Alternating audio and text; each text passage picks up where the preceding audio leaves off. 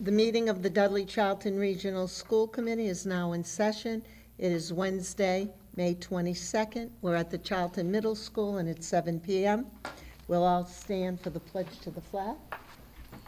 I pledge allegiance to the flag of the United States of America and to the republic for which it stands, one nation, under God, indivisible, with liberty and justice for all.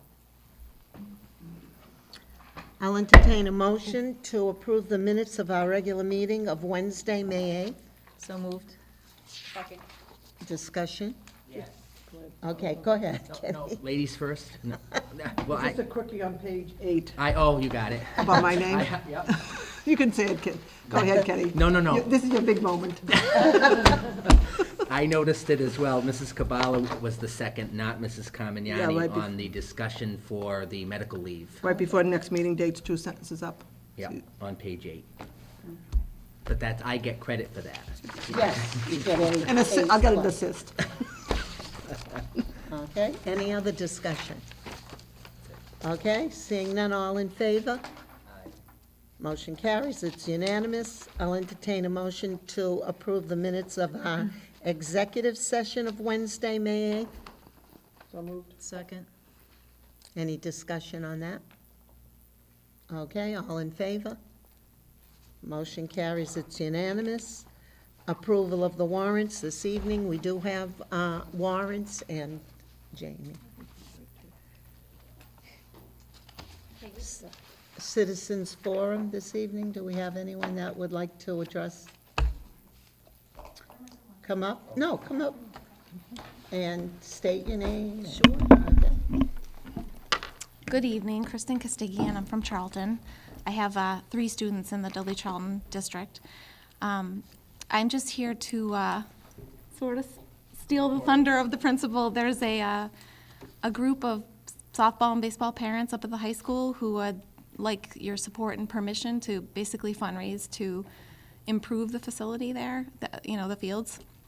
And I learned from the athletic director that the fields are 45 years old, and there's minimal drainage under there, and it, for the past couple of years, has created, I think it's longer than that. I've only have a son my oldest is a sophomore, so I only have 2 years of experience, but basically this year, our first home game was this past weekend, and the season ends on the 31st, so that's only 11 days of a season at home, which is incredibly short. So baseball and softball, prime time is April and May. They need to have a playable field, if you want to have a good program. So we're looking to fundraise, and I know that there's a school committee policy, that you need to come and ask the permission of the school committee. So I know that Principal Chaplain. In your packet Yeah. this evening, Yep. we're going to address that. Absolutely, so I just wanted to let you know. Committee members have that. So, And thank you understand, if we approve it, Yep. you're going to have to donate the money to us, and then we Yes. decide how much it's going to cost. They have to go out to bid. Absolutely. Yes. So- You can't keep the money Right. and separate and then go fix the field. It No, has to no, come- no. No, I So- just so- want to make sure Thank you. everyone knows that. Yeah, I understand. And so I should probably back up a little bit. We did approach the principal already first and seek his blessing, and the coach and the athletic director also, and they all directed us towards the boosters. So we attended their meeting, joined their group, and we'd be operating under them. Yeah, So they would be the ones donating the money to you. right. Right, so everything would go through them. And it sounds good to me. And then, Okay. once we have the money, you have to go out to get an Bid, architect yep. to definitely know what it's going to cost. Right. And so on. Absolutely. All right, so I just wanted to introduce the idea. I know that Mr. In your Chaplin. letter, you said you thought it'd be 100,000. Is that a ballpark? So ballpark that's to get the my, joke? that's my conceptual guess. I'm sure I know, it's because way I don't off. know. That field, Yeah, That is. because I know that field has been bad since the day the school was built. And about 30 years ago, we wanted to fix it for like $35,000, and we didn't have the money back then. And I'm sure if we'd done it then, we would have saved a lot of money. So I don't know if 100,000 will do Is it. I have even no gonna do idea. It probably will, because it's just not, they need drainage. Yeah. It needs grading. Right. All that land up there is fill. Yeah. And all it does is, Yeah. it's like a sponge. Yep. So it's a- It's yeah, water. yeah. Right. So Yeah. a grading is getting, Yeah. and you need a fence. Right. And if there's money left over, a scoreboard. Yeah, So that would be Those are great. the things Yeah. that, as a And a ballpark. scoreboard We're is- getting quotes right now, kind of kind of the exact. Right. And once we get that, that'll all be floated. I just thought, do you think 100's enough? I think so. Okay, I didn't 'cause think 100 I would didn't be think of the enough. way rates, I didn't know, that's why I asked. Yeah, I think that's ballpark. That's good. That was just a conceptual, like, let's shoot for this. Yeah, and- right. And when we have official numbers, we'll update it and make sure that everybody's aware and obviously publicize where we're at and where we're aiming for. and- You'll need to initially do an engineering Right. study. It's a lot of And work then to it. they'll give you a sense of the cost, and then if it's more, then you can determine what additional fundraising or what piece of it you want to do. You may end up just doing drainage, but that's the key. Right. You need a playing field first. Fence is nice and the scoreboard's nice, but yeah, the engineering is going to really give you the sense of the real cost, Right. the engineering design. Yeah. So we'll take a vote on it then. No, because- do you want more I information? don't know if you need more information. I, about it. no, I My, think we can just give her. My comment on it under communications, because you have it in your packet, would be that you would endorse them going forward under the auspices of the Boosters Club, that when they reach their goal, hopefully sooner than later, that they will come back under, again, the Boosters Club and make a donation to the school committee to be used for, you know, drainage, fence, and scoreboard in that order, or however. But they would like to proceed, and I think having your blessing, be it a vote or whatever, will allow them to say that the school committee is supporting us, raising the funds for these purposes. So I think it would probably be helpful for you to My vote only to concern, support it. it's not on the agenda, can we do it if it's not on the agenda? That's my only concern. Well, we're doing it under communications. Yeah, I but think we don't know, I can. don't know. For a vote, probably the best would be, at this point, to simply say you endorse it. And as long as you endorse it, they know that you have the blessing. Right. When they come forward with the money, then you can vote to accept it formally, Right. and then you're okay. I think right now, you need to know that you're in, you think it's all right for them to proceed. Yeah. But in the future, you'll have to vote to accept that donation for that I did particular have purpose. endorse here, endorse the fundraiser, Okay. so. I'll I think you're right, Mrs. Cavallo. Wait for the vote when the money comes in. Yeah, absolutely. So just prior to contacting anybody and requesting donations, we wanted Sure. you on board saying, oh, yes, we know about that. Yeah, we're Right. endorsing it, Right. and And I'll you take a can vote say on allowed. that. We're Right. not going to take a formal motion. We'll just take a vote to endorse, and they can go ahead with it, and then we can take it at another meeting. I make a motion, we endorse it. Okay. Yeah, do I have a second? Second. Okay. Any discussion, any more discussion? Well, on thanks it? for doing it, because it's a big job. It sounds Better good. you than us. Mrs. Castigan, just to give you some background, she reached out to me and I suggested to come to Citizens Forum, and then she ended up Good emailing the luck. committee, so that was worked out perfectly, so. Good luck. Heads We up. did Oh, thank you. fundraise for the football, and we made it. so- Right. And that's the the lights, next we one. fundraised for those lights years Yeah. ago, too, so And- it's doable. It's And just I a lot agree of with work. Mrs. Kabala, it's been a problem forever, It has been. because even when I was there, it was a problem, so, Okay. yeah, good luck. Thank you. From day Appreciate one, it it. was a problem. It always. All right. All in favor? Thank you. I appreciate it. Motion All right. carries. It's good. Thank you luck. very much. Thank you. Okay, Dr. Nash, do you have any communication? I do. You have already heard the communication that you have, the memos that you have from the Boosters Club. So I also will move on to another one that's in your packet. You have a letter from the interim Director of Curriculum, Mrs. Matarosian, who has indicated that she is resigning. However, since the contract that Mrs. Matarosian has is a one-year, the contract ends June 30th, so probably no need to resign from a contract that ends anyway, June 30th. It was a one-year leave of absence that was granted by the former superintendent. So I wanted to bring that to your attention. Also, this evening, something you don't have in your packet, and I just found out about today, I'd like to talk about two students who were recognized as the March and April Innovative Students of the Month. I brought forward, I think a couple of months ago now, some other students. This is something that's sponsored by Country Bank. The first student is a kindergarten student from Mason Road School, Jason Broadmeadow. You don't have this because it's hot the press. I think the honor happened today. Jason is a young man who definitely thinks out of the box. His projects are extremely creative, innovative, unusual. He loves to explain them to people, so I think he is definitely has a scientist in him. He motivates others, as his teacher said, Mrs. Maglione, to invent. She said that I have been teaching kindergarten for over 20 years, and I still get excited to see what students, and particularly this particular student, can develop. So he is the innovative student of the month, 2 months, April and March, at Mason Road. And then we have another student, Nathan Burks. Nathan is a grade 1 student at Mrs. Pacheco's school. He was nominated by his teacher, Mrs. Kathleen Berg. Nathan is someone who gets involved in math, not my strongest suit, and loves to come up with the solutions in doing math problems. He's not shy. If you look at his picture, you can probably guess that, about sharing ideas. He certainly likes to work with his peers, and he's someone, when you think about a first grader, sharing the problem solving and the way that they approach things, he certainly demonstrates a great deal of confidence. So he is our second student who is being honored for the last 2 months as the Innovative Students of the Month. So I wanted to bring that to your attention. So, Thank you. That's great. yes, thanks for them. That's great. Does that conclude? That is for communications. Okay, and then I did get communications on reminding everyone that the senior banquet is a week from Thursday, and it's at Holy Cross. And what time is it? 6 o'clock. So, anyone interested in going?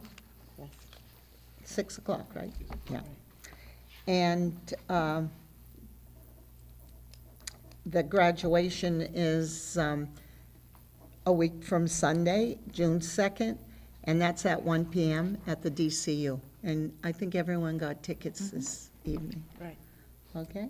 Any of our members have any communications? No? Okay. We're moving right along, Superintendent's Report. Yes, last day of school. I bring this forward. I think this has been past practice for the committee to vote this. Again, hard to believe that we're approaching the last day of school, mid-June, June 13th. We're very fortunate this year, as you know, that we've only had one no-school day. I think one of the seniors, Mr. Cam, had asked me if we could make sure we had at least one, so I gave him that. As you know, the calendar was set for June 12th with a one snow day. The calendar would say that we would end on June 13th. I'm asking the committee and recommending to the committee that you approve June 13th as an early release day for students. Okay, I'll entertain a motion to approve the last day of school, June 13th, 2019, and as recommended by the superintendent, approve the last day as an early release day for the students. So moved. Second. Discussion. Seeing none, all in favor? Motion carries, it's unanimous. And we will table the student representatives report and superintendent's report. I think I skipped that. Oh, no, we did that. No, you did that. Okay. You did. You only had one item there. That's right. Okay, new business. Director of Finance and Operations report. Yes. And seeing that Mr. Matthew is not here, I will I'll hand it to you. Yes. In Mr. Matthews' report this evening, you have a donation. I would ask the committee, two donations actually, I would ask the committee to accept. The Dudley PTO has donated $500 to Dudley Middle School to help address school lunch deficits. And the Dudley-Charlton Educational Foundation has made a donation of $500 to the district art show. So I would ask the committee to vote to accept both of those donations. Okay, I'll entertain a motion to accept both the donations, $500 and $500. So moved. Second. Discussion. I have a question. Okay. Just for some, I know this might be semantics, the district art show already occurred. Isn't it kind of late to be requesting this permission for the donation after it happened? Probably. Probably Okay. just, I yeah, just- yeah. just It's making probably a just the point. timing of it. Yeah. Timing Okay, I'm of it, not yes, saying I right, disagree with it, I right. We just. still want it. I, no, I'm not giving money, yeah, I It's the understand. recognition of it. You're exactly right. You know, it's been donated Yeah. and accepted, but usually you get them ahead of time, but not Context. always. Not always. Not always, you'll find. That's- They straggle in, and we never say no to donations, Absolutely not. most Yeah, districts. Yeah, thank you. You're welcome. The second item is having to I don't do, think she called for the vote. oh, did you vote? No, no. I'm sorry. I'm done. Thank you, Kenny. Anyone else? All in favor? Motion carries, it's unanimous. Okay, and Second item this evening is one that no one is going to donate to repair. No. We're talking about the cooling tower at Dudley Middle School. The last meeting, Mr. Matthew mentioned the fact that it was in need of repair or replacement. There was a chance that we could look at a rental unit. The pricing on that, quite frankly, did not make sense. He will have to go through a procurement for the replacement of this unit. The quotes that they received indicate that it could cost as much as $70,000, but we really will not know that till future.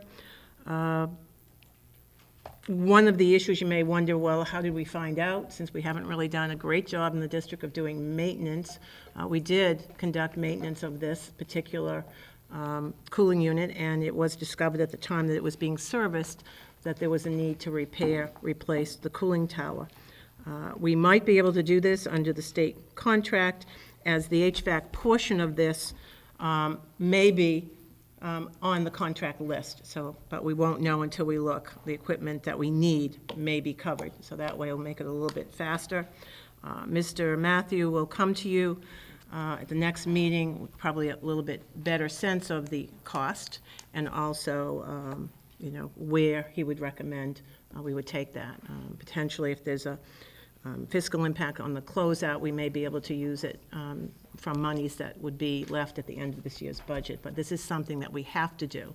The problem is, if you don't do it while it works, if you don't do this down the road, you face the real potential issue of impacting the entire unit, and that cost could run hundreds of thousands of dollars. is that the water tank, that That's big water the big tank? cooling unit that sits at the top, on the Top top. of the water tank. Well, There's it's a- on top isn't of there your, a it's in your holding- building. There's a thing behind the building. Yeah. Yeah. No, it's on top of your roof, generally, Okay. of your buildings. Oh, and what Yeah. does it do for the building? Air conditioning. Oh, that's Your what air I said to conditioning. Kathy, but she thought Yes. it was the water tank. No, it's the cooling unit the- I thought of it your was air air conditioning conditioning. system, yeah. That's what They're I thought. roof units, obviously, yeah. So, again. We need to have it repaired. You have no choice, because down the end of the road, or the end of the tunnel, if you will, is the real potential in a few years of having to replace the entire unit. When I did ask Mr. Matthew today the life expectancy of these units, he said it's about 20 years. So, and that's with maintenance, so you've kind of lucked out, because my understanding is that we've probably not been as vigilant as we should have been in the district on yearly maintenance. That's like a compressor that people have It to actually ask. cools the water. Yeah, it cools Yeah, it yeah, going in. yeah. Don't ask me anything else about Okay. it. But I was just wondering what that was when. Yeah, yeah. It's a two-story shed Yeah. that sits on top. Okay. It's a cooling tower, and it sends the water to the chiller. Sounds impressive. Does it? Thank you. Thank you, Mrs. Cabala. I wrote that note down so I could remember that. Through the chair, I just have a question on, you're saying, Dr. Nash, replacing this will prevent the need to do any further work? We hope Oh, down the okay. road.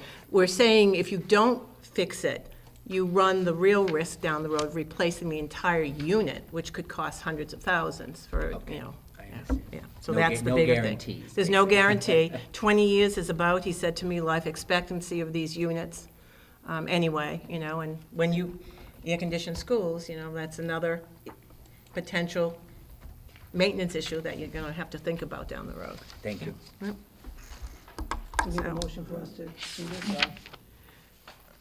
I don't think. I don't think you need a motion at this point until we come back with a real set cost and where we would see taking this money. It's more of a, FYI that we're gonna have to do it. Right. Okay. Next on the agenda is Mars report, reorganization of district office, and Dr. New? So I know that this was tabled at the last meeting. You have, again, in your packet, the memo from the incoming permanent superintendent of schools, Mr. Lamache, as to his perspective on this. I would add one other thing, as I did in my comments on the new business agenda items. I'm recommending that you do not take any action on the job descriptions as they are currently written, not because they're not good or inaccurate or whatever, but I think in talking with Superintendent Lamache, I think if you postpone any action on accepting the job descriptions, it will give him an opportunity to come in, look at them, see whether or not he wants to make some changes, any realignments, and then he'll bring them back to you at a future date.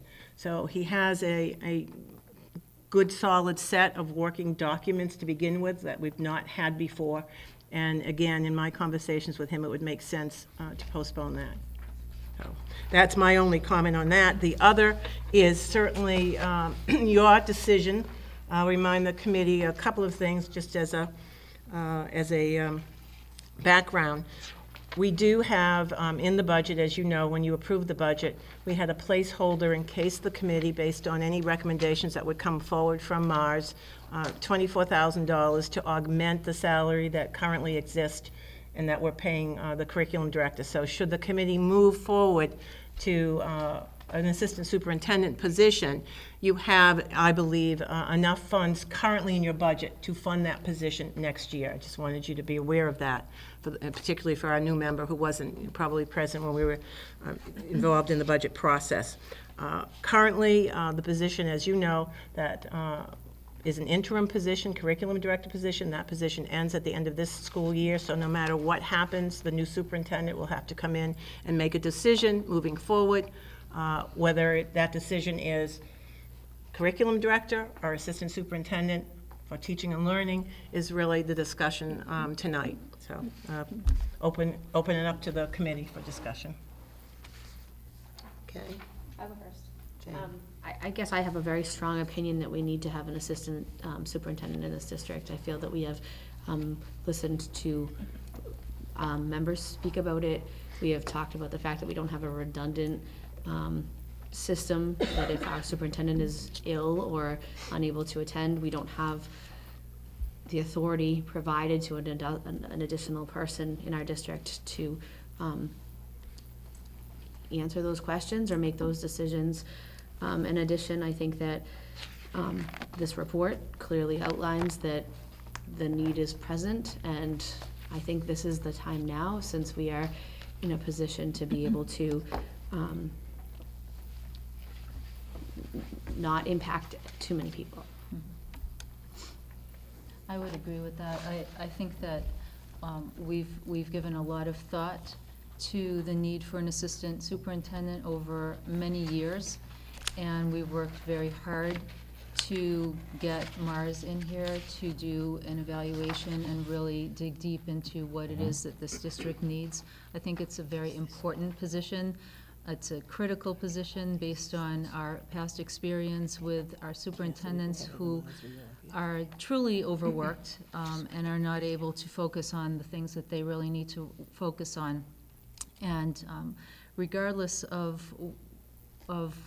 where we land with this, I think that that position is one that is so critical that even if Mr. Lamarche decides he does not wish to fill it right away, and he wants to kind of get the lay of the land first, I think that approving that position would be wise. I think that's a good point. Approve the position, but let him decide how to handle. Is that what you're basically saying? Yes. Put it on the books, but he'll take over with it. I think that's the way to That go. is, yeah. Can I clarify that through the chair? Do you mean let him be involved in the hiring process? Is that what you mean by that, Ms. Right, because Bell? he's the one that would hire He would eventually. always be, Yeah. I would not be involved in that Yeah. process. No, If- it's too Not that we late. don't want your opinion, of No, course we yeah, do. It's too late for this year. yeah. But obviously, I think that it's critical for him to be part of the decision-making Definitely. process of who gets chosen. He would be. But I really do think, while it is in our budget to do this, and for the reasons that we have spoke about, we want to keep this new superintendent, and we don't want him to feel overworked with all of the burdens on his shoulders. I feel like that's something that I think back to Mr. Desto and how much he had on his plate, Right. and would have loved to keep him. So I think that this is a way that we can correct something that has that opportunity to help us out. I just want to clarify, is this an assistant superintendent / curriculum director rather than a completely new The position? recommendation from Mars is for that. Right. Whether the That's- committee wants to simply make it an assistant superintendent, that's your decision.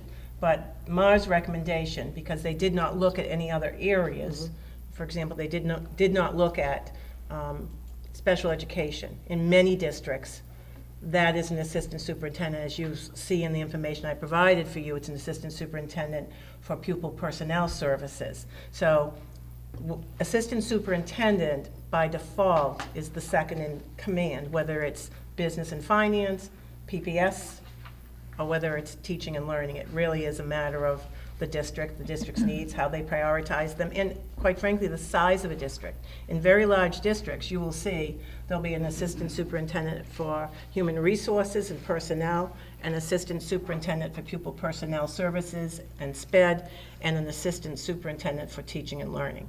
So, having an assistant superintendent first connotes second in command, as whether or not that's teaching and learning, you still have a position, that, in this case, that you may want to move forward that way, and then in the future, he may redesign that, but you already have that position as an assistant superintendent. I just want to make the point that I would not want to hire an assistant superintendent and a different person with curriculum. No. That's why I want to make it clear that it's not two different positions. It's one, Right. Yeah. because we don't have the money for that, for No, one thing. no, agree with me. I, obviously I'm new here, but I've been watching the conversations on this, and I revert back to about a year, maybe over a year, where Mrs. Antossi had a great write-up that she read at a meeting when Mr. Desto was here. And I thought all the points Mrs. Antossi made were exactly where we need to be. And so I'm in full agreement with an assistant superintendent position. I think we, as the comments have been made, we don't want to overburden the superintendent. We, having that hierarchy, I'm a person that believes in having a reporting structure. So I'm in full agreement with it. And thank you, Mrs. Antossi, for your right, that was, I probably don't remember it, but it was I a year and a remember half it. ago. It was excellent. It was excellent. Yeah, so I was there in the public at that meeting, and I thought that was, your points were well taken. Thank you. Yeah, so that's my opinion. Any more discussion before we take a vote to approve the position of assistant superintendent / curriculum? Okay, so I'll entertain a motion. Are we under the discussion? No, we have to have the motion. We didn't have it. I'll entertain a motion to approve the position of assistant superintendent / curriculum director, Should we put the date effective July 1st, just to be safe? effective July 1st. Fine. So Make that moved. motion, second. Okay, any more Well, discussion just on the it? salary, what, do you want to put that down, or let that negotiable? Should we have a range in this motion or not? Yeah, you have a finite amount of money in your budget. Right. So I'm thinking quickly of what that number is, and I think it is up to 120,000. And I think we can negotiate that in executive session. We don't have to put that in the Okay, I motion. just wanted it out there. The Salary. superintendent, would be responsible for that position, and therefore would work through negotiations. He may come back to you with, it's something that would indicate to you what his range would be. It would be very dependent on who, coming in with experience or not. So just know that you have up to that amount, I believe. Don't hold me exactly, No, I'm it's trying to about right. remember. Yeah, it's about In your budget. So, but I would think that would be more than sufficient to find someone, so. And Any it's a more full year discussion? position. Right. Seeing none? Oh, sorry, so we're not putting that in the motion? No, I don't- no, Yeah. no. Just for general public, we know I- how much is there. I agree. Yeah, because that. I think will you'd go want in some executive flexibility session for the first and superintendent to negotiate that. Yeah. Any more discussion? Seeing none, all in favor? Motion carries, it's unanimous. Okay. So we do have I will- a, I will let the new Position. superintendent know. Okay, all right.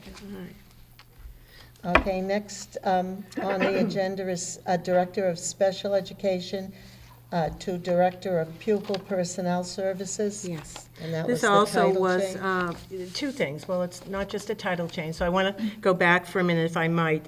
You have this evening part of the revitalization, reorganization plan that was brought to you by the PPS, the Director of SPED, Mrs. Allen, who is not here this evening because she is on bed rest. She was at the doctor's yesterday, and as of yesterday afternoon, she was ordered to be on bed rest through next Tuesday. So otherwise, she would be here, so I wanted you to be aware of it.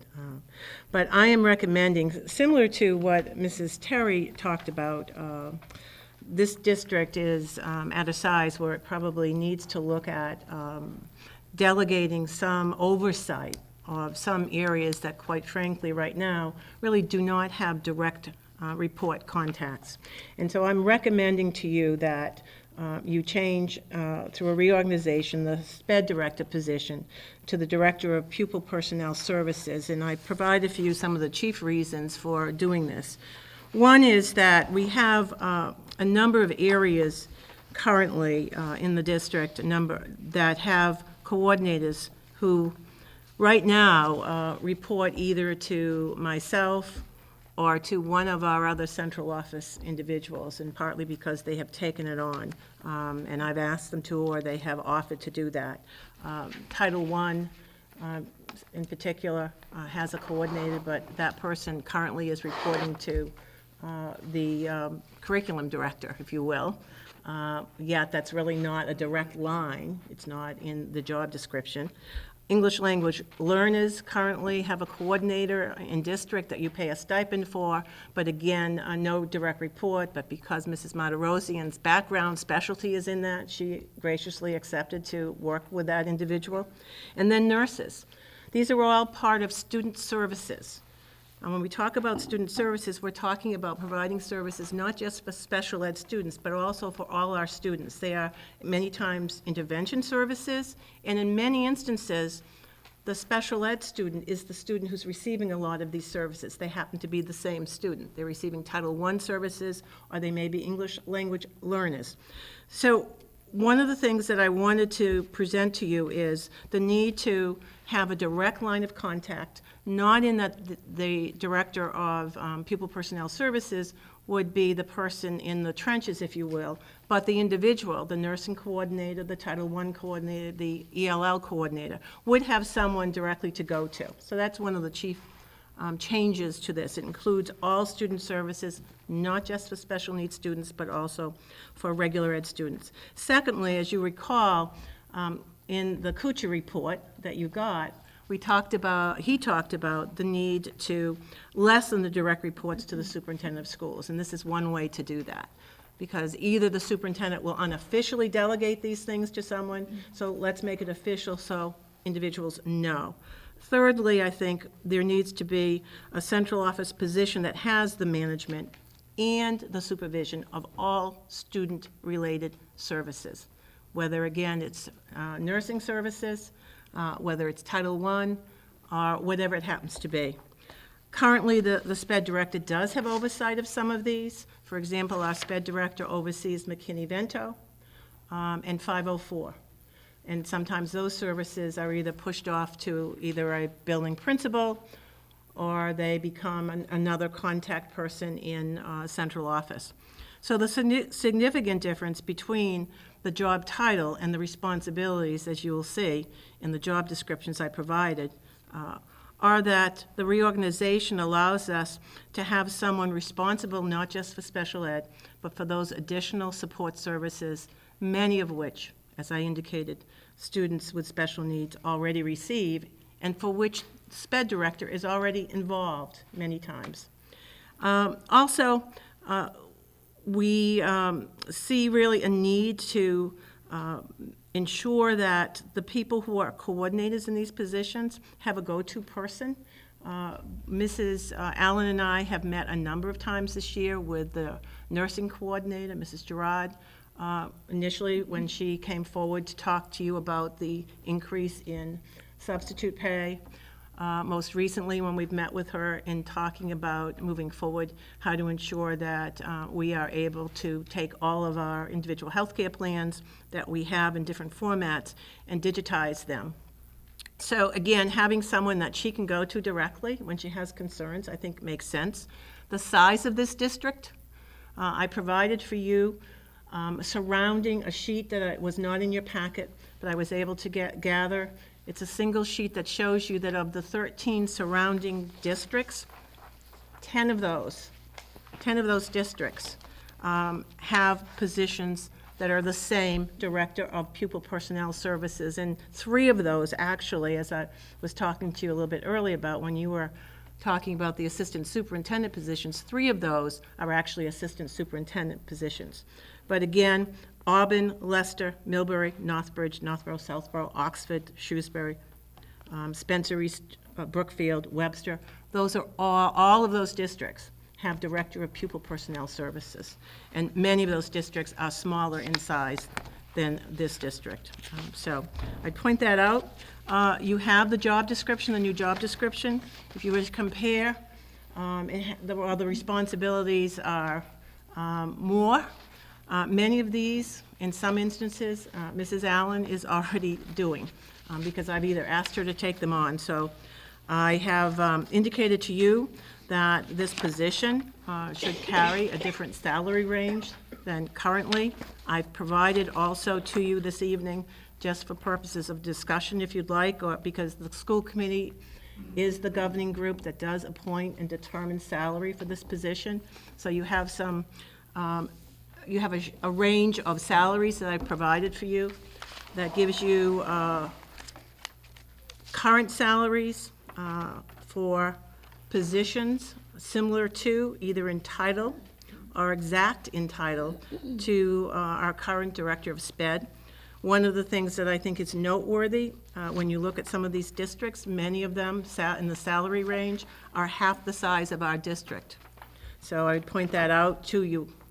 So I'm, at this point, interested in any questions that you might have about the position. I will tell you that Superintendent Lamache, as he indicated to you, is in full support of this reorganization and in full support of the reorganization and the revitalization plan that we brought forward last winter. So, any questions or any comments, certainly? For Jamie, Oh, I'm sorry. Go ahead.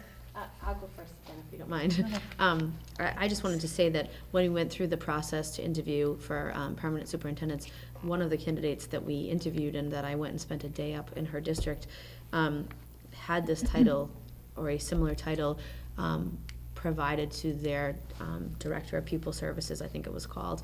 And the discussions that we had, although we were there for talking about the superintendent candidate, were so lively about this topic and how parents really felt like unless their child had a special education need, they couldn't go to this director unless they were in a special education scenario, until they changed the title, until they changed the role to be all encompassing of all students.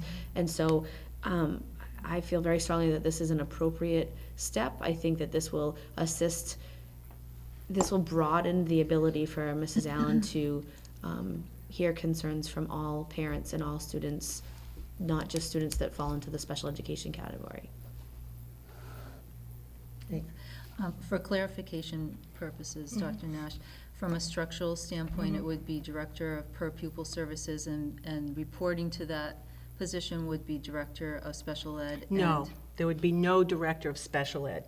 This replaces this. Replaces. Right, Okay. and then underneath it, you'll have your SPED coordinators, the Three four of SPED, them? four Four. SPED coordinators, right. So your department basically has a Pupil Personnel Services Director and the 4 positions that I have in there for you also, they'll be talking about in a minute, or a few minutes anyway. And to clarify this, the position of Lorinda will be much different than the Director of SPED, because she has these, It's broader yeah. in that it covers all student services. I think Mrs. Terry said exactly, what I would say to you again, that it is a broader concept in that It includes not just services for students with disabilities, but services, particularly clinical intervention services for all students, of which some are Title I, some are ELL.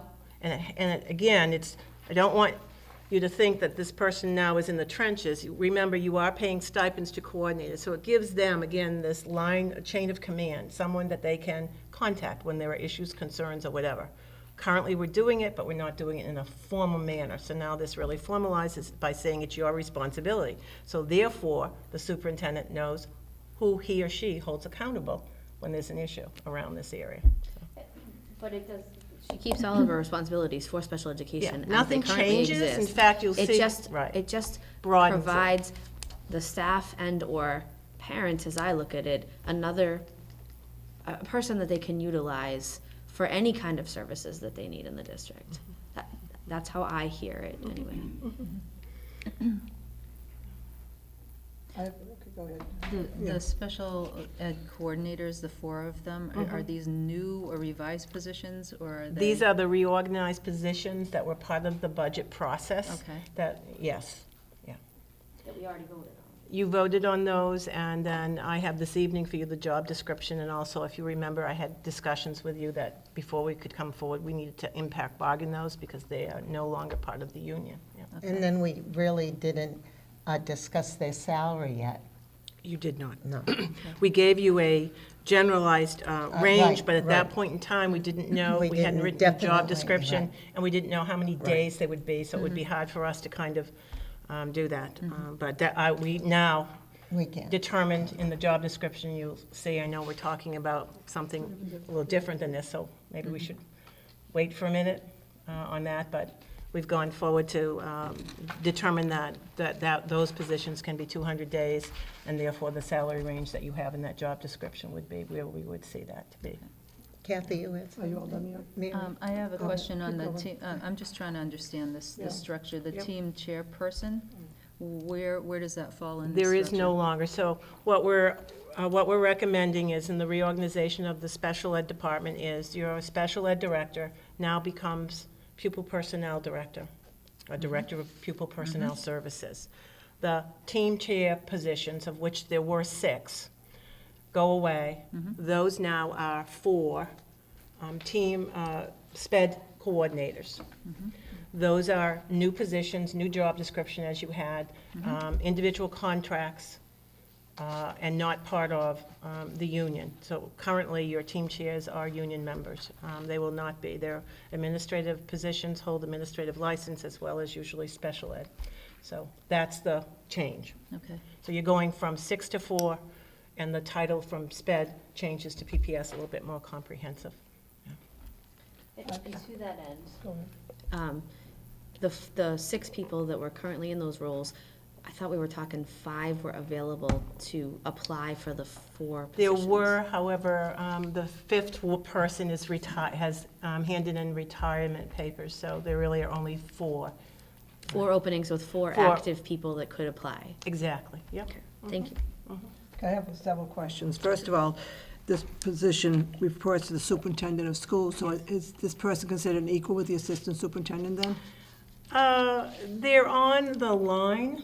You know, when you typically do a flow chart, superintendent, sometimes assistant superintendent, without any title, whether it's teaching and learning, and then it's PPS director, director of finance and operations, and can be assistant superintendent or curriculum director. So it depends on the superintendent's desire to use that second position, assistant superintendent, as someone they direct report to. Typically, the PPS director doesn't direct report to an assistant superintendent for teaching and learning. They report directly to the superintendent, primarily because they oversee a budget that has a significant impact. So therefore, in my experience, it's been direct report to the superintendent still, simply by the nature of what their job duty and responsibilities are, and the fact that it's significant cost impact, so. Okay, that was my first. Second one, and the certification, this person does not have to be certified as a special ed director according to this job description. Is They that are true? generally certified as a special ed director. They can be also certified as an an assistant superintendent, but it doesn't have to be one, but it's not been my experience that someone in this position doesn't have sped background.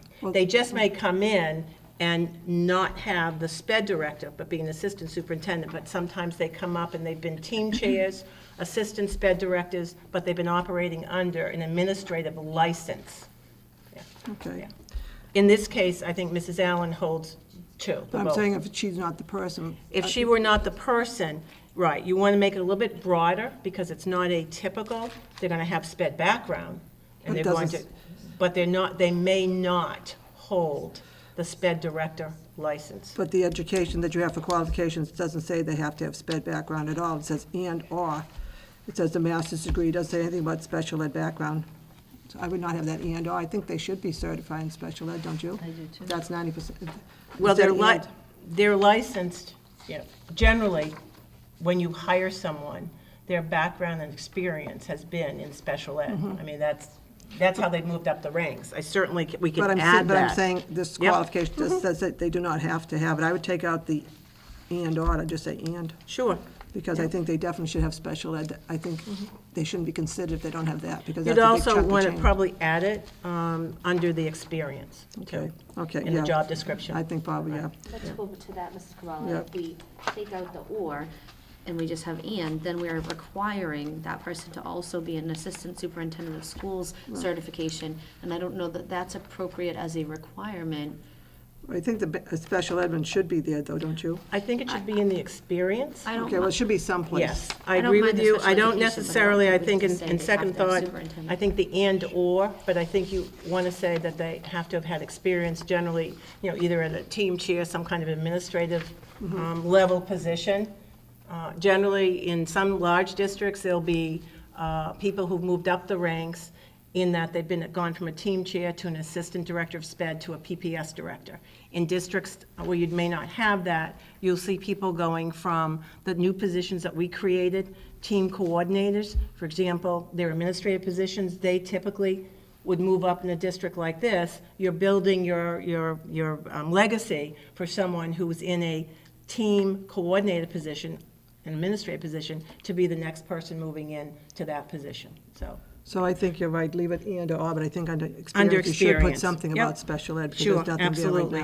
now. And that was an oversight. I wouldn't Okay. put that in, I don't know why I Okay, didn't. good. I mean, it could say the same as it says minimum of 5 years classroom experience, minimum of 3 years Yep. administrative, minimum of X Whatever- amount of whatever years she of thinks she special put, yeah. education.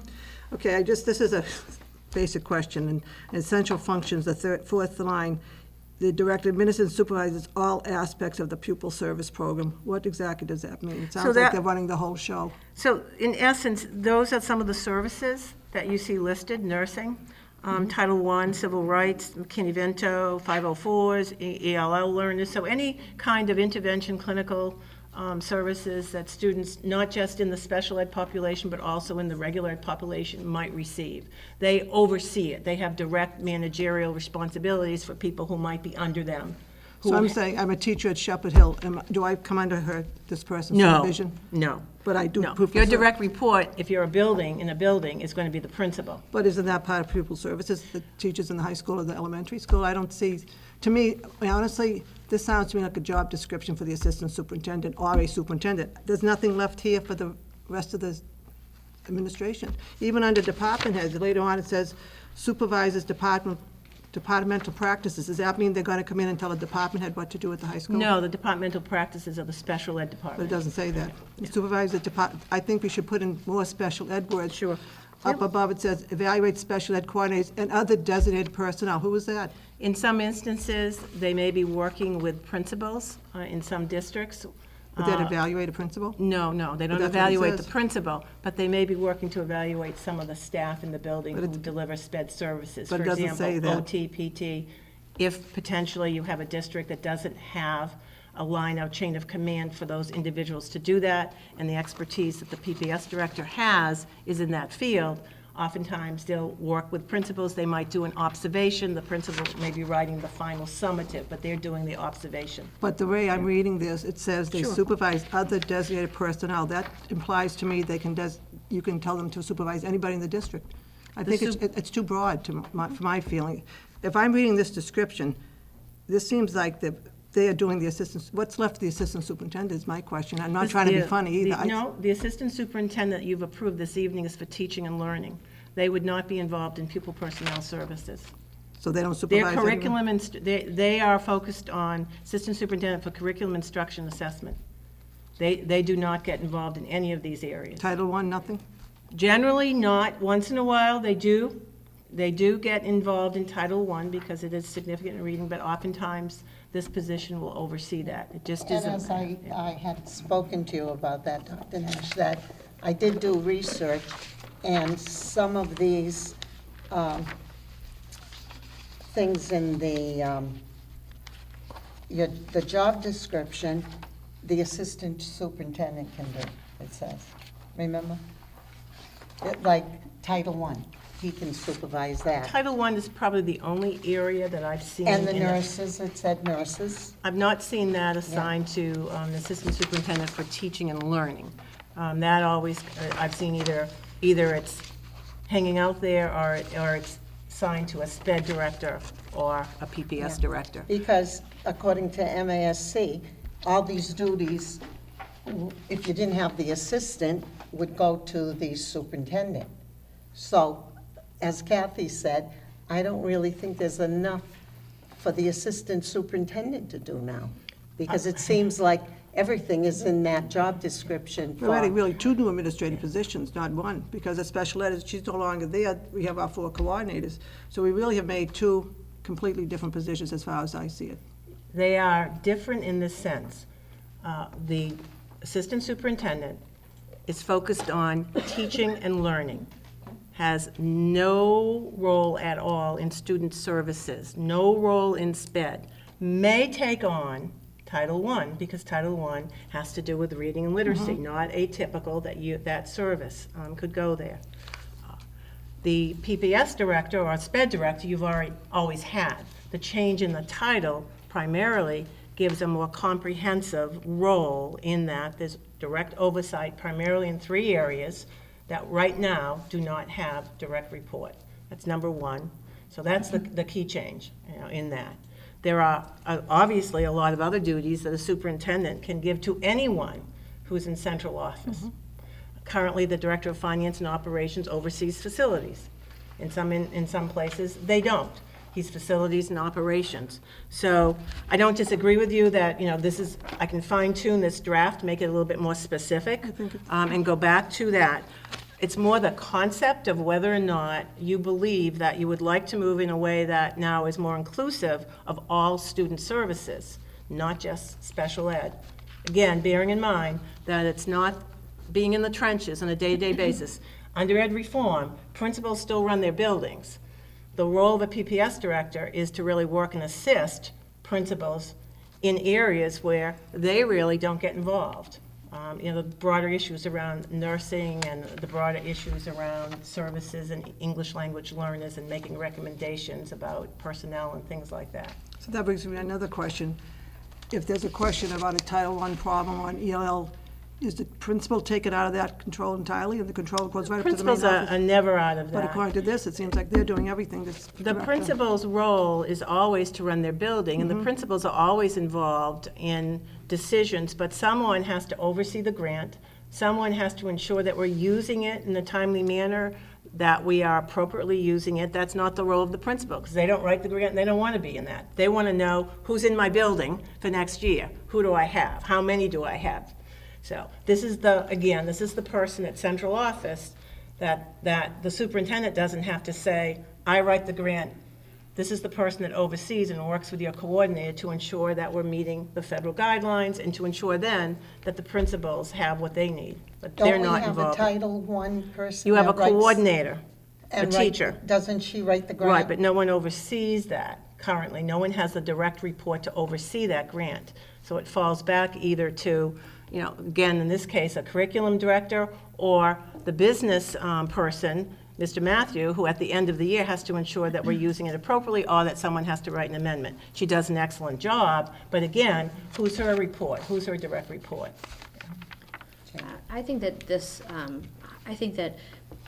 maybe she can fine tune it, and that might mean we're getting kind of lost in the weeds, but I think the concept of what's being proposed here is a really positive concept for our students, because I think that it gives assistance and resources, even if you look at it just from this point of view of, to the principals who on an everyday basis are facing maybe not children that fit into the special education category, but children who might have a problem at that point in time.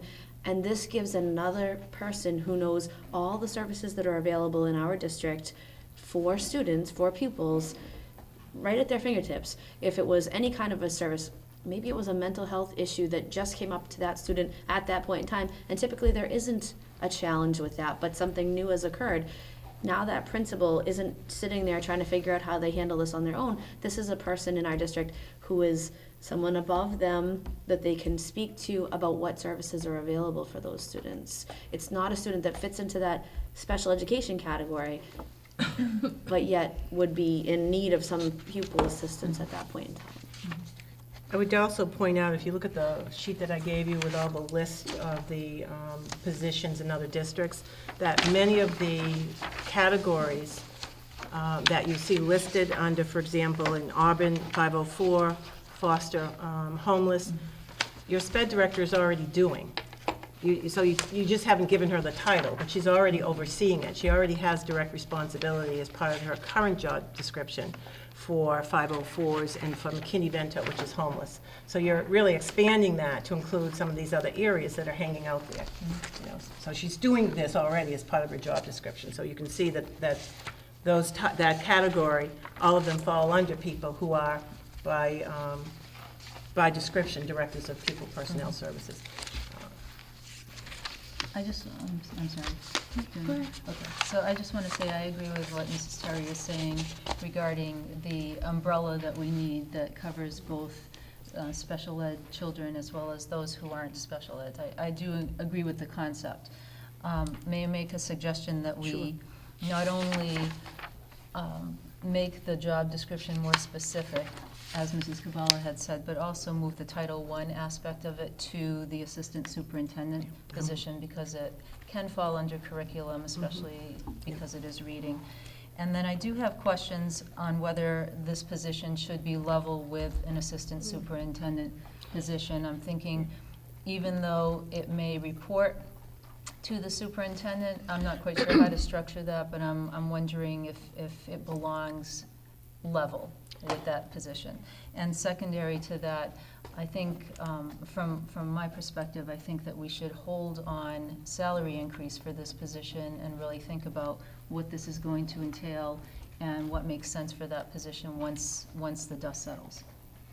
A couple other things I think should be under this superintendent would be the professional development, because that's strictly, isn't that curriculum? That would come under your assistant But superintendent it's for here teaching and promotes, learning. but it's under here professional development. Because they staff. generally will handle the professional development around special ed related But it doesn't- services. It doesn't say that, it just says staff. So I need to add that. Okay, and So also. it makes it more specific. Okay, Yep. and also ELL, isn't that a curriculum more than a special ed? No, that's a service that students receive. But that would not come under the assistant It superintendent? generally can be that some of those students would also be receiving special ed services, but not all.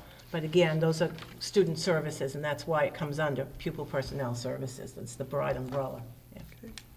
And you'll see, if you look at that sheet of the area, that ELL is one of those that the majority of people who are PPS. It's a broader, category, if you will, but a broadening in responsibilities. I certainly can go and tighten this up and specify, and I agree with you, Mrs. Intachi.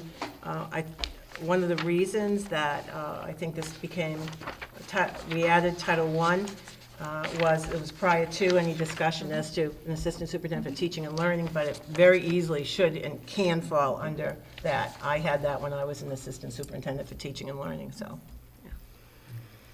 My only comment, through the chair, I didn't know if Mrs. Carmignani wanted to go first. You can go. Thank you. My only comment to this is, I agree with Mrs. Terry that we want to keep this, we don't want to lock this down to focus just on special education. That's the purpose of the change in the Yes, role. it is. So I agree with the comments of having the umbrella be this. Secondly, what are the timeframes on this? Would this be July 1 start? Yes, I would anticipate that the new this position would go into effect July 1st. That's what I would be looking for. Okay. That's what I would be recommending to you, yes. Yeah, okay, I understand. And so I, again, while I agree we need some more work on this, and we'll wait for the updates to the description here, I do think the salary should begin July 1st, if we go forward with this, just to rebut Mrs. Antosi's point. Not that I don't disagree with letting the dust settle, but I think if there's more responsibility here, then the salary needs to come with that. If you vote for this change, the school committee makes the decision and appoints this position anyway, and therefore has the authority to determine the salary. So you would be doing that anyway in the future. I just gave you a salary range commensurate with with the job description, but you determine that by the law. And it's one of the positions, in addition to the superintendent of schools, you set the salary, approve a job description, and actually have the hiring power of that. Okay, very good. So that And would come back to you anyway. And I do agree with Jamie's concept too, but I think it needs to be fine-tuned so we know exactly, in the job description. And so how, and I know you want to speak too, but I'm just wondering, what are we going to vote on? Just the change of title and wait for the fine-tuning of the job description? If I might make a recommendation to the committee, if you are in support of the concept of the change, then I will go back, redo the job description, and bring it back to you. But if you feel that we shouldn't move in this direction, then obviously we'll table it. So And I agree that Title I should be moved to the Assistant Superintendent too. Go ahead, Kathy. I just have a couple of concerns and questions. So one of my concerns is that I worked for my director of special ed, and I know what the job entails, and I actually don't know what the job entails. I probably know a quarter of it. It's immense. And part of what I'm concerned about is that the figures that you're showing us with the enrollments of these other towns, they're half the size that we have. Right. And the people that are the director of pupil services are at the half size. But the people that are at 31, like Grafton at 3155, that person only does special ed.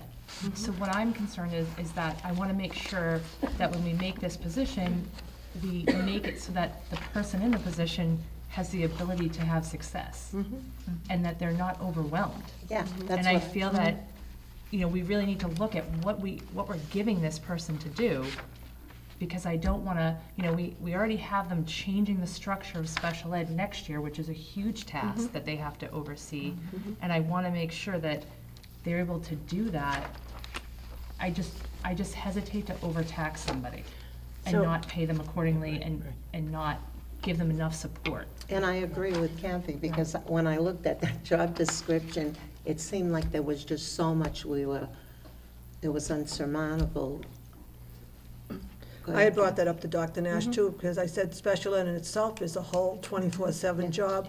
But she did say that we are making those team chair becomes, they are they're being administrative promoted, so to positions, individual speak. contract every day. Couple of things, I think you're right in many respects, but part of these, she is overseeing already. She is, okay. And remember, we're not saying that we're removing the coordinator positions for those 3 areas that would be new.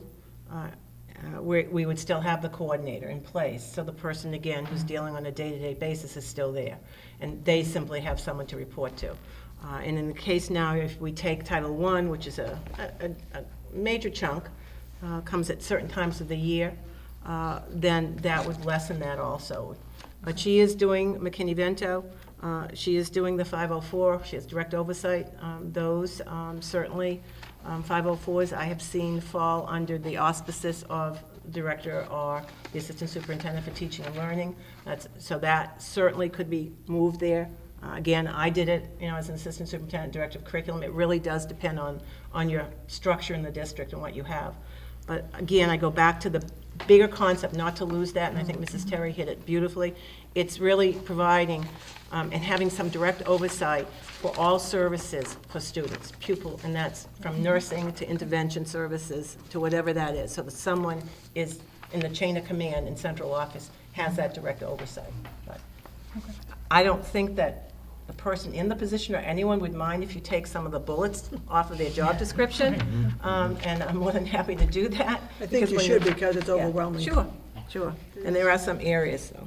But if you are, again, in support of the concept, then I will certainly go back, and I can bring it back to you on the 12th anyway, where you would be probably talking, salaries, and as part of that agenda.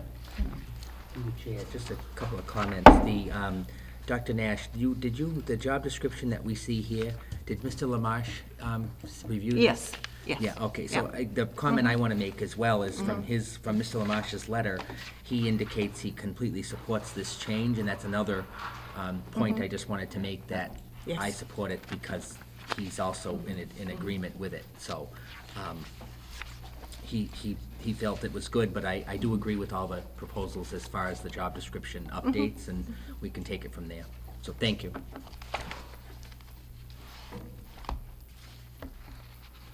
Any more discussion? Okay, so then we can make a motion to change the job title. and Move forward with the concept of the title and change. support the concept, Redo the job description. and Okay, and we'll- I'll note the things that I think people. redoing the job description. We'll keep that in the motion Okay. too. Thank you. Okay? So, who's? Okay. Any more discussion on it? All right, seeing none, all in favor? Motion carries, it's unanimous. Okay, thank you. Through the chair, Mrs. Coyne, I just had a question before we move on. I know we talked about holding off on the recommendations from the Mars report on the job descriptions. Right. Should we do a formal vote to recognize that we're going to hold off until the new superintendent comes in? We tabled that, Okay. and I think I we had just said recommended that you table it. Table it, Yeah. okay, fine. I didn't know if we wanted to, okay, thank you. the last time, so that's So off the we're off. table. Thank you. Okay. So now we're going to do the, Second Uh, piece of that. the team chairs changing their Right. title, yeah. In addition, in the part of the reorganization, revitalization of special ed department is to move the positions that currently are teacher positions, part of the DCTA. Those are your team chairs, to special education coordinators. You have in your packet this evening the proposed job description for these new positions, of which there would be 4 as opposed to the current 6. You also have the existing job description. I have met with the union president, Mr. Foley. He's in agreement and supports this. We're fortunate that I think we have 4 individuals in our district currently in that position. While I can't speak for them, I think that they are probably involved in this. And certainly, it's a wonderful opportunity for someone whose plan down the road is to be either a SPED director or a PPS director, because it's a mid-management position. These would be 200-day positions as opposed to the current 183. One of the things that does in the flexibility is that in that work year, it allows for us to have some continuity in the summer, particularly as parents are looking to ensure that when they start the school year, they don't have to wait for a meeting. By having people who are available in a staggered manner, we can do that. Again, qualifications are there. Licensure would be as an administrative license, and we would, again, move from 6 to 4. If you remember, as part of our budget discussion, we took into account the savings from that to take and put into place some of the other positions in the budget, 3 positions in particular, to support that in funding. So I certainly can answer any questions you have with this model. I think it's going to be effective. I think it also will help with the responsibility level. Having an administrative position provides a different level of responsibility and a different level of positional authority, if you will, as opposed to being a teacher who is a team chair. This is just, it's different. It also will be, in some instances, assistants to principals, many of whom evaluate all of these staff, because now they're in a position as an administrator on an individual contract to appropriately be involved in evaluation, in particular with special ed staff members, because that is their background, that's their expertise. So this is something that I think, again, Superintendent Lamache supports, and I think it's going to be a benefit, and particularly as we talk about a different job description for a PPS director, having these 4 individuals in a different, with different responsibilities. Some the same, but obviously some different. I have a couple of questions. Go ahead, Ken. Okay. On the second page, the third bullet, excuse me, it says, includes staffing needs. You mean special ed only, don't you? On the third bullet down. Is it your Second third bullet? page.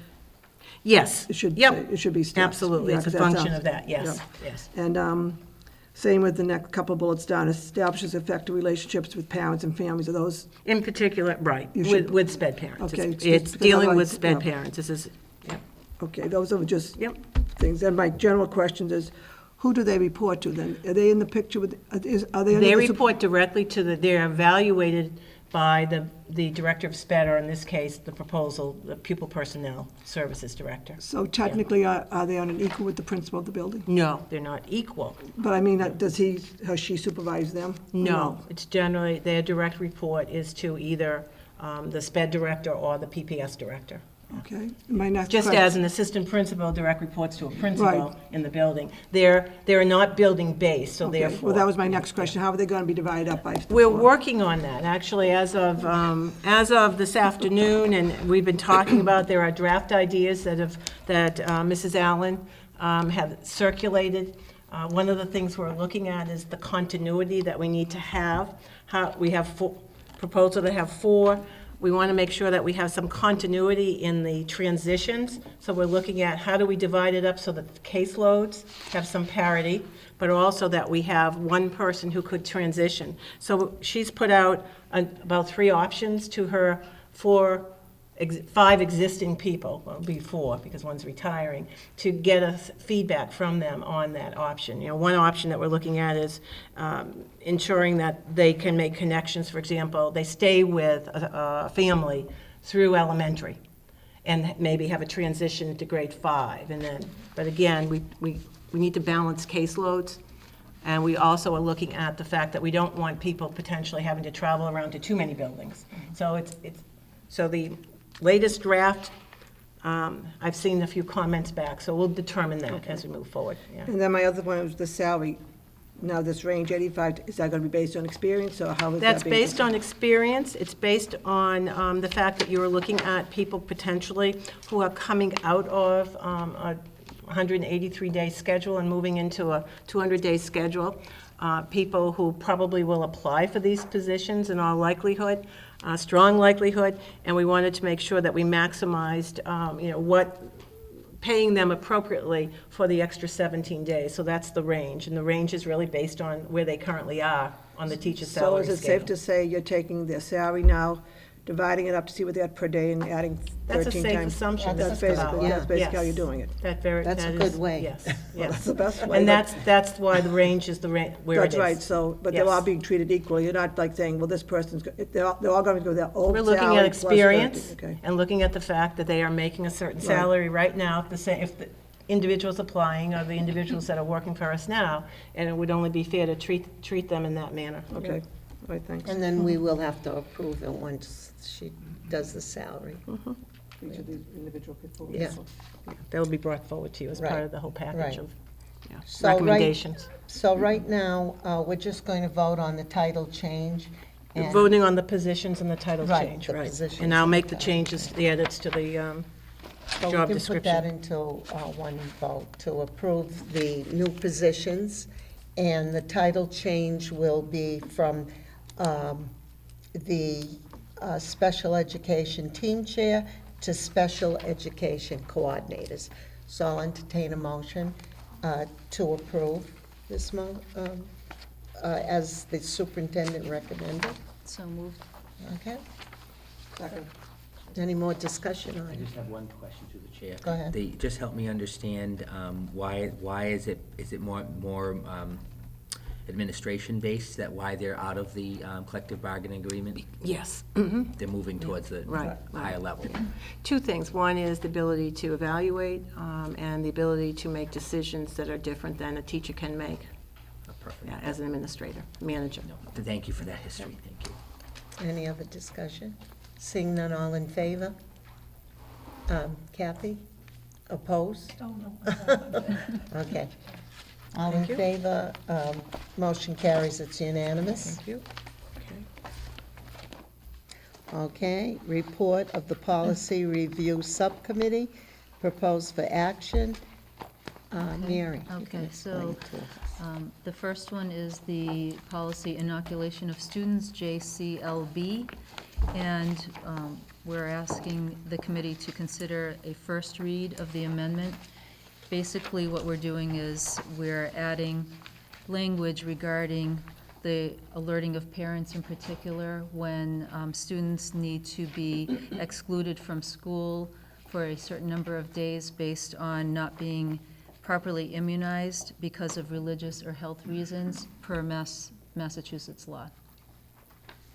Okay, any questions for Mary? The first reading. Okay. I'll entertain a motion for our first reading of JCLB, the policy with the amendment that Mary has just brought forward to us. And first, I will waive the reading of that policy. So do I have a motion to waive the reading? So moved. Okay, Second. all right. Any discussion? Seeing none, all in favor? Okay, now I'll entertain a motion to approve JCLB for our first reading with the amendment. So moved. Okay, do I have a second? Second. Okay, any discussion on it? That's a nice change because I of all thought the news so. lately about that. That's a good point. Exactly. Any other discussion? Okay, all in favor? Okay, motion carries. This is our first reading. Okay, the next policy is KD, and that has to do with transfers, vacancies, and promotions. This is our second reading for deletion. Legal counsel Yeah.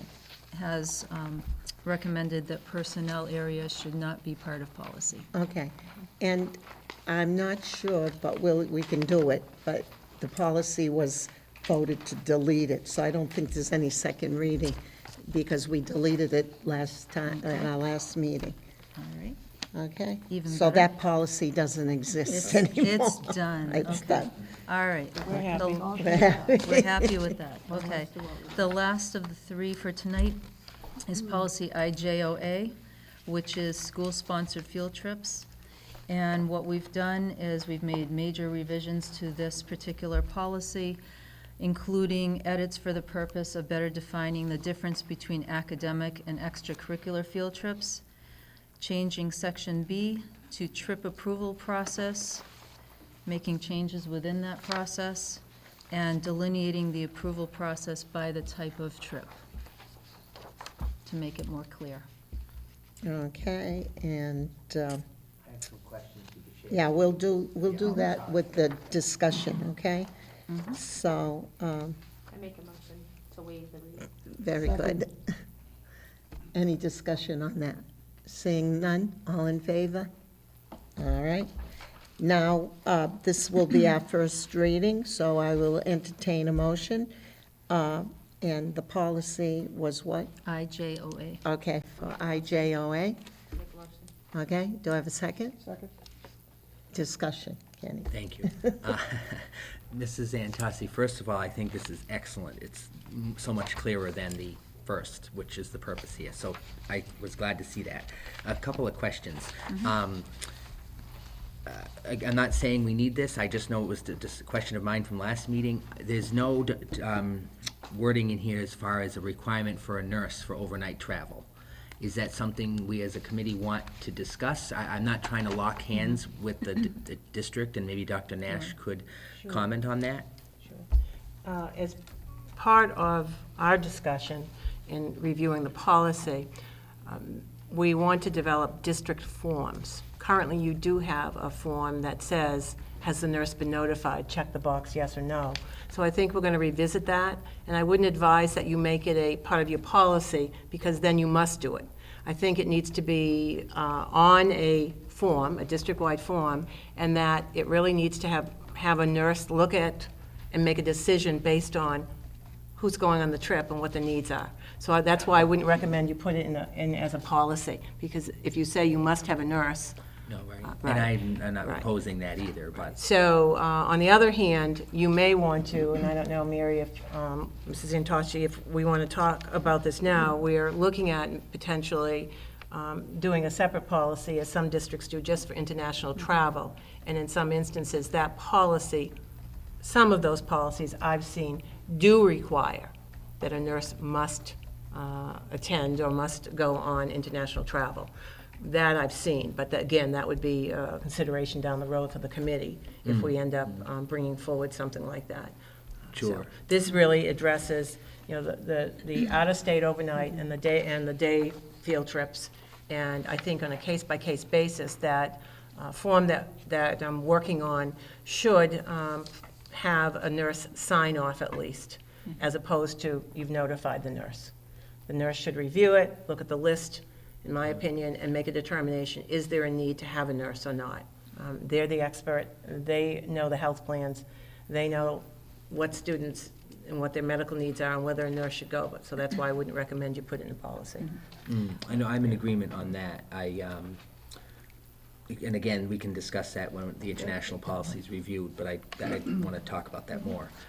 Secondly, my last question was, on page 2, under 2, out-of-state overnight field trips, I know this came up when we had the approval last month for, last meeting for trips. The second bullet there, under B, final approval with the appropriate forms at least 30 days prior to departure. Does that mean it needs to come to the committee twice for a vote? That means it needs to come to the committee with the information being complete. Right. So that we have a full picture of where the kids are going, what's going to happen, and that all Ts are crossed and Is are dotted. So I think that should be clarified, because this, to me, I don't know, maybe I don't understand it, but final approval with the appropriate forms, so that might send the message that they've got to come back to us twice for us to vote on it.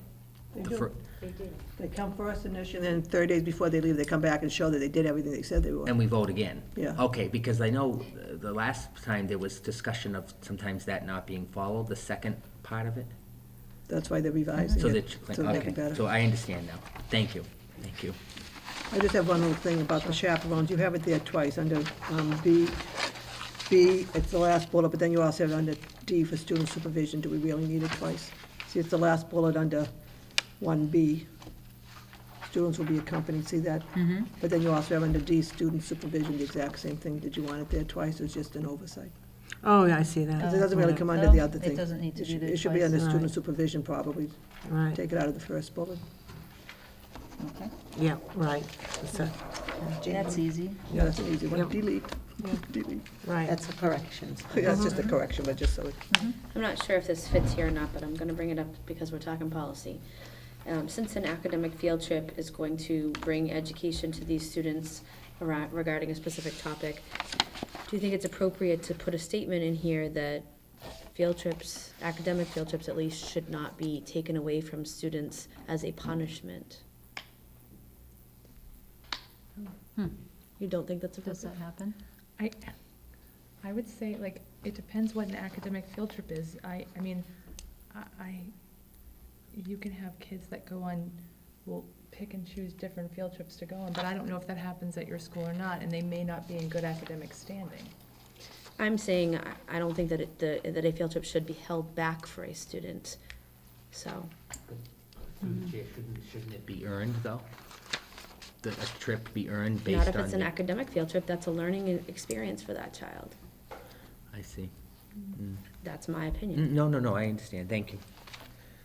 I can appreciate the extracurricular may have a different category, but I do think that we're talking policy, maybe this is the time to talk about that.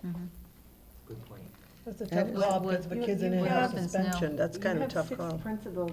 Yeah, what This do they think? evening. What happens They now? might be able to comment to you, and because my wheels are spinning as to what would be something that might have the potential where you might say you can't. Well, if So there I is- was- It's an academic field trip, not specifically an extracurricular. Or, yeah, The majority of field trips should be based solely on academics. Right. I mean, we don't have a lot that aren't. Right. Unless they're Right. outside clubs. However, if there is a violation of the handbook, and the handbook states that they lose academic privileges for a certain day, and therefore we generally stay consistent with the verbiage in the handbook. I see your point about opportunity for academics and having that opportunity to be part of a school-based project, but there are times that those privileges are taken away. but couldn't, if you don't mind me through the chair, couldn't those privileges be taken away for a different day that is not an academic field trip where that child is losing that opportunity? I think each scenario, and I can't speak for all my colleagues, each scenario is different. It all depends on what the infraction is. You know, I think we all utilize progressive discipline in the sense of the word, and allow the variances to take place for different situations. So I would have to say that would be on a case-by-case situation. It's a lot of liability for you to take on your shoulders to make that decision, though. It is, but I would say depending upon what the incident was in school, whether they're in school or out of school. Could be dangerous to be It there. does play a big part. Possibly it's a decision that the director of pupil services can And that's assist the in job making. No, that is a building-based That's a principal-based decision, that always will be under ed reform. Safety issue Yeah. as Yes. well, Yeah. that sometimes you have a child that all of a sudden it could be a safety issue. I- And keep them along with the group. I think, though, what Mrs. Terry is referring to is using it as a sort of punishment, you know, I think. Yeah, I don't I think it should think be there's a used as difference to some degree when you use it as a punishment as opposed to you know, field trip is really, to me, in some ways, you know, is it a right or is it a privilege? And I think you earn that. And I think if a student has been suspended or whatever, you know, it's not in school, they're not going to attend the field trip. But I don't think we hold it over their head and say, you better be good or else you're not going to go here. And I think that's kind of what I you're just don't saying. think it should be used as a punishment. Yeah, This is yeah. an academic learning environment, just like the STEAM projects that we're putting forth. These are different ways for kids to learn, and I don't feel like we should have that loss occur for a student. I think we exhaust every effort in those Yeah. scenarios, and there are case-by-case period. And we exhaust every effort to not do it, but to write it in the policy and make it absolute. Yeah, I it'd be think- too I restrictive. think it's too restrictive for the principals if we write it in the Yeah. policy. I guess then I just, this was mine, I'm sorry, but then I feel very strongly, since you're all sitting here, that you hear from me. I don't feel like this should be used as a punishment for children. Just for clarification, Ms. Terry, when you say used as a punishment, as a consequence for a As a serious consequence for it, infraction, as a punishment. So if a child brings a bag of dope to school, we should still provide them the privilege to attend the field trip to the Museum of Fine Arts, to the art class? I guess my question is, our discretion is directly related to our profession and the well-being of the child as well as our school's mission. And to have restrictions and assumptions made toward us that we are punishing children by withholding privileges, I'm taking it a little bit differently, I think, than it's intended, because Maybe. I'm pretty passionate about doing our business for kids. And if a child has lost the ability to have class with their peers for a day in a suspension, then we're gonna provide them their instruction that they're due, because they're afforded the right to that instruction, but we're not gonna afford them the privilege to attend the class with those other students. And that, for me, is a very big difference between punishment and logical, progressive discipline and consequence. So I guess if you heard the way Dr. Nash probably better put it than I did, I have issue with a field trip being something hung over a child's head who is having struggles in school trying to figure out the right ways to move forward.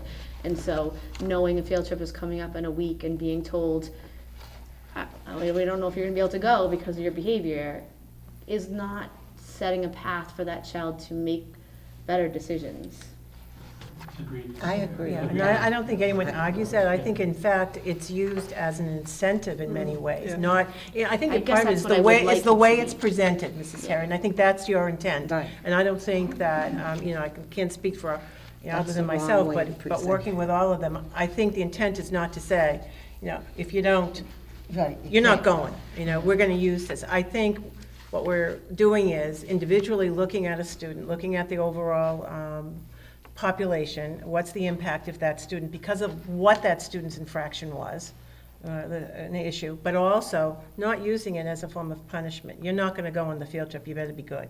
I think it's how you present it a lot of times that makes a difference. And in fact, I've seen it used more as an incentive. When we used to do Nature's Classroom, it was the culminating activity for grade 6. They were gone for the entire week. Well, you should have seen term 4. There wasn't a 6th grade kid that did anything. It was the biggest incentive for the entire class to just be exemplary in everything, because so it becomes more of a positive, and I think that's the way you present it. And I think fine. that's We your. were just talking policy, Right. and I felt Yeah. like I Sure. wanted to Yeah. make sure That's very that good. That was a Yeah. good point. No, I think your point, discussed. yeah, right. But I think if you put it in a policy, then it's really I hear you saying that. restrictive.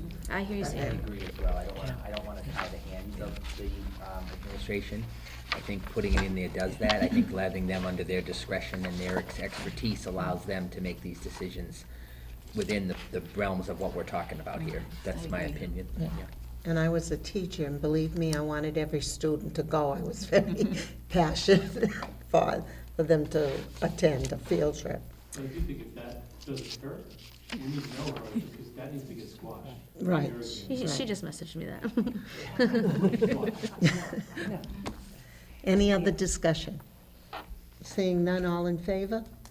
Okay, we have a first reading, and Mary, you have one last one, I think, delete. Is this one, this, for set, but it's deleted.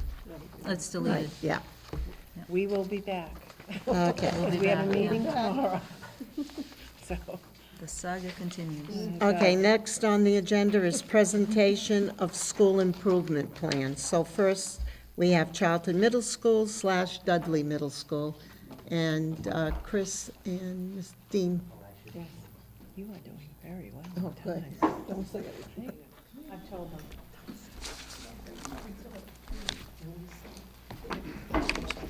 No problem. Thank you, Kenny. No problem.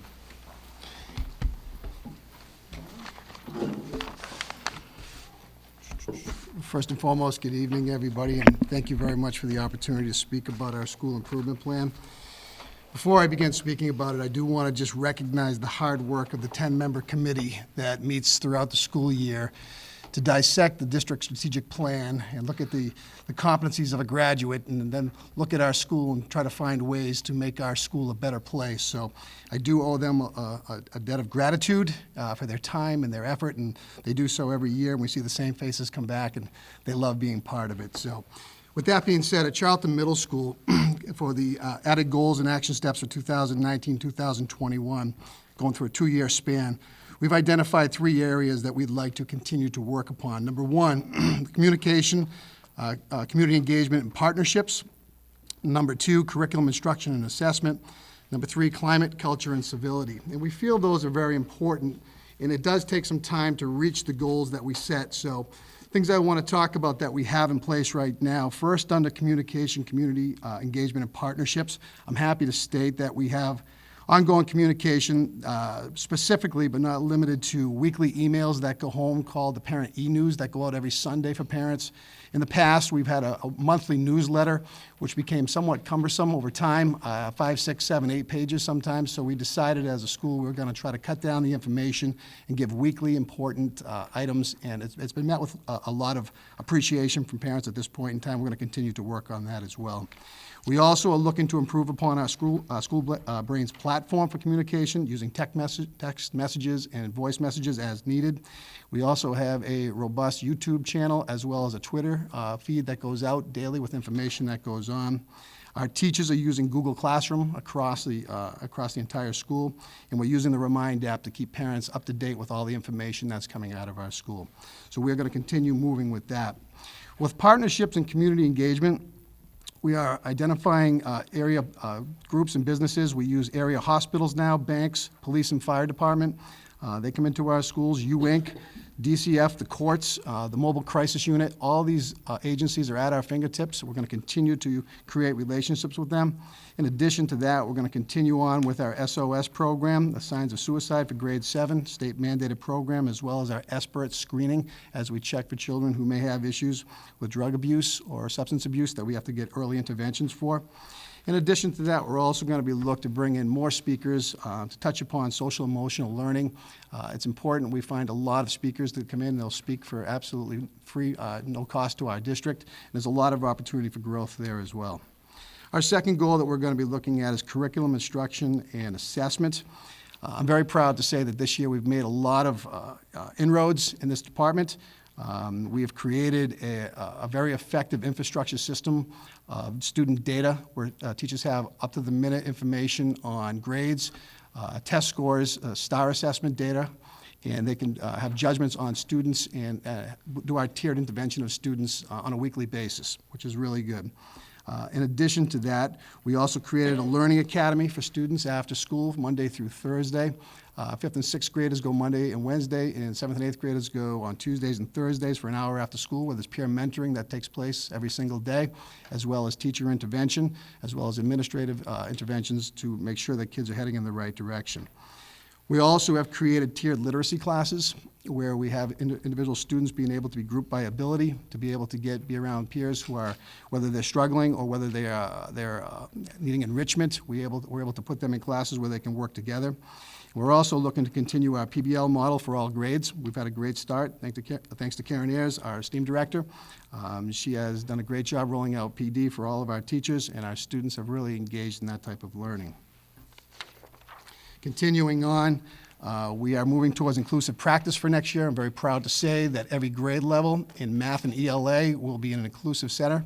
There will be equity for all education for all students without boundaries. It's going to be an incredible opportunity for our teachers, as we'll have ongoing PD that'll be taking place. But more importantly, it's the right setting for all students in our school to have the exact same type of education across the board. Moving into our third item that we're going to continue with is our Climate, Culture, and Civility initiative. I'm very pleased to announce we have multiple layers of opportunities here for kids, from the Intergenerational Club, the Senior Center, the Food Pantry, our Kindness Clubs, our Helping Hands Clubs, Toys for Tots campaign, our Stuco NJHS initiatives. There's something happening all the time for children to get involved with leadership, connectivity within a community, and we're very pleased to say that we're going to continue with that, and we're going to see what roads we can take to make it even better for all of our kids. So we're heading in the right direction. We continuously evaluate our goals, and once we meet them, we're still digging deeper to find even more to do. So that's what we're looking to do rolling out for next school year. Any questions? Any questions for Dean? Thank you, Dean. Very good. That's great. Echoing Mr. Dean's sentiments, thanks very, Mr. Dean. I was coaching Little League, so it was Coach Chris and Mr. Chris and Mr. Conrad. Echoing Dean's sentiments, thanks very much for hearing the school improvement plan presentation this evening, because everything that we do should really be focused on the kids and what we do within our roles.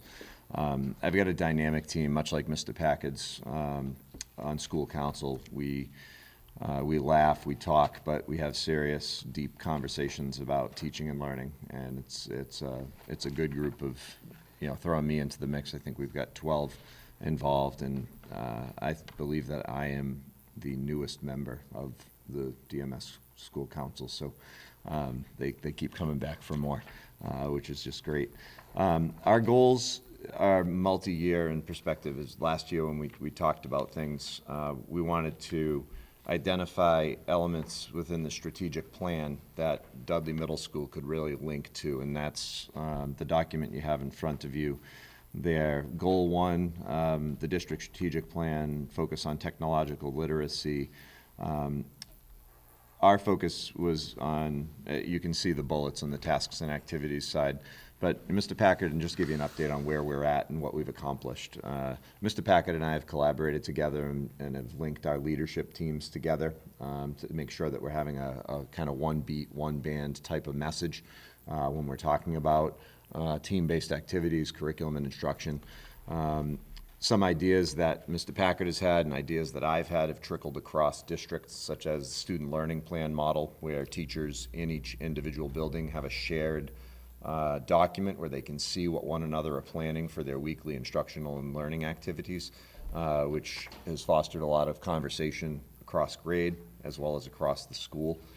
Next year, we're looking at ways that we can link 8th grade teachers at Dudley Middle and 8th grade teachers at Charlton Middle with those student learning plans through technology, so we can have a little bit more conversation about parity, instructionally across the district.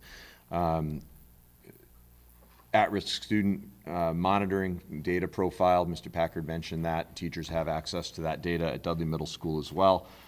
Teachers are using G Suite tools in their classes, not all the time, and we're not completely paperless, but every teacher has made an attempt to utilize G Suite in some way, shape, or form for an online learning platform, accepting student writing assignments and the like.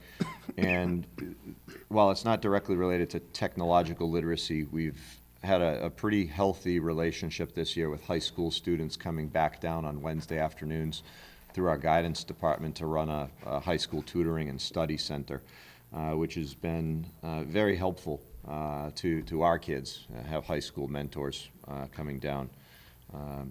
The student learning showcase that we had earlier this year really brought parents in to look at learning, not just learning activities and products, but to really get a sense of what students owned within their classroom experience with project-based learning. And it's led teachers to look towards next year with creating online learning portfolios for students, sharing and showcasing their best work.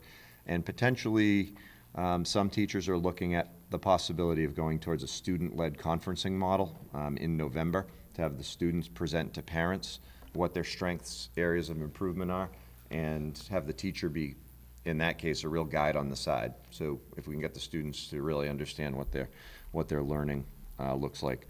Involving parents within that first goal, examples of the district wellness fair that Mrs. Marta Rosen pulled together with a good team of teachers, use of the community portal for all report cards and progress reports, and ongoing progress monitoring that the teachers are sending home regular updates, or they'll ask me to send updates home through School Brains and our notification system.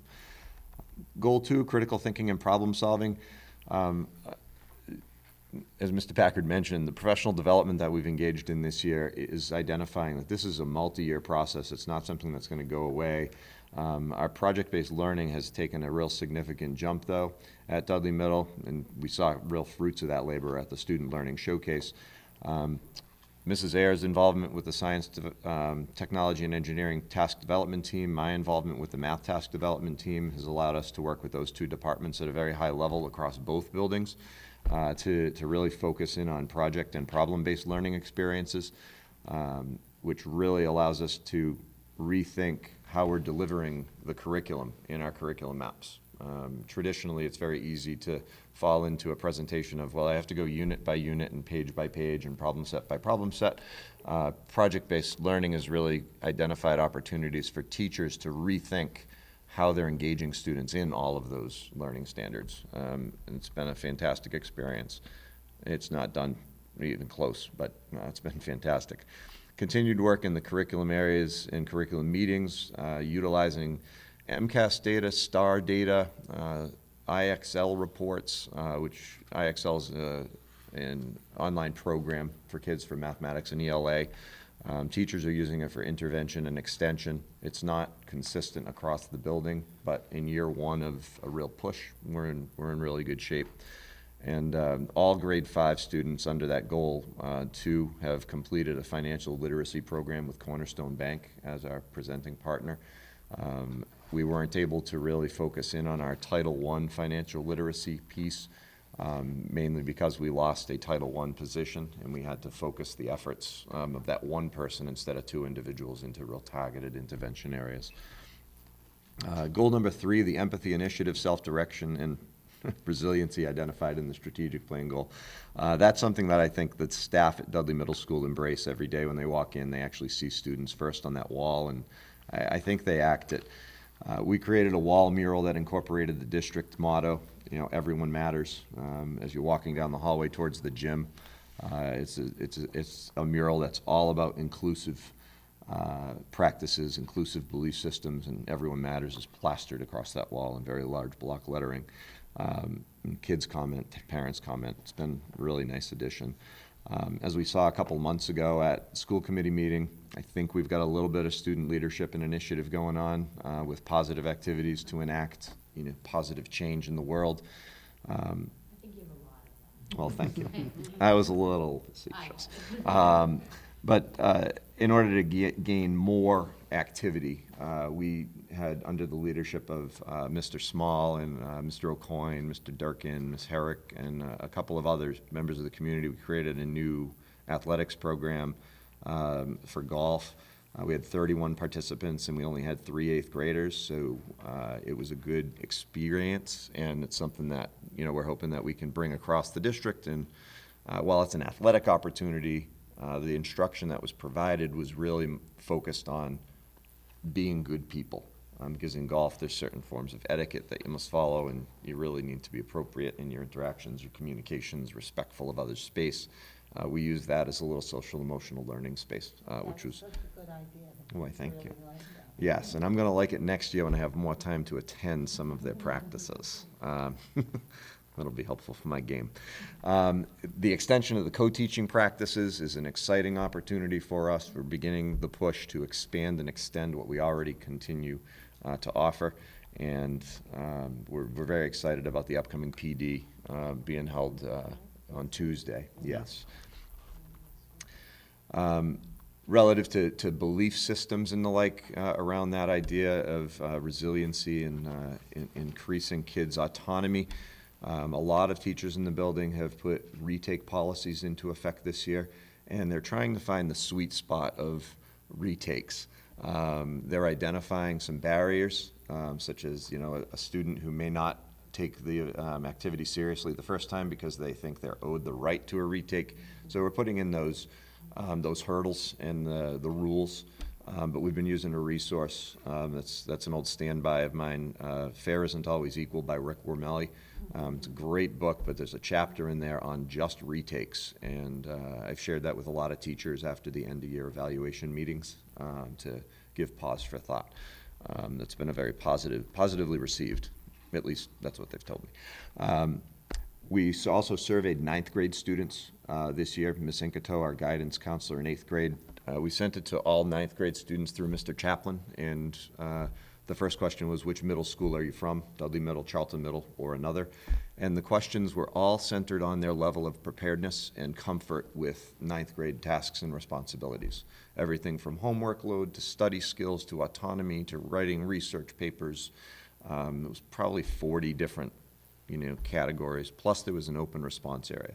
The data has been really fun to go through, and we'll be presenting that to our 8th grade teachers so they can have that before the end of the year to look at how we're doing our job in 8th, and that'll trickle back to 7th, 6th, and 5th as we start talking about those instructional norms that are really essential to have some vertical connection.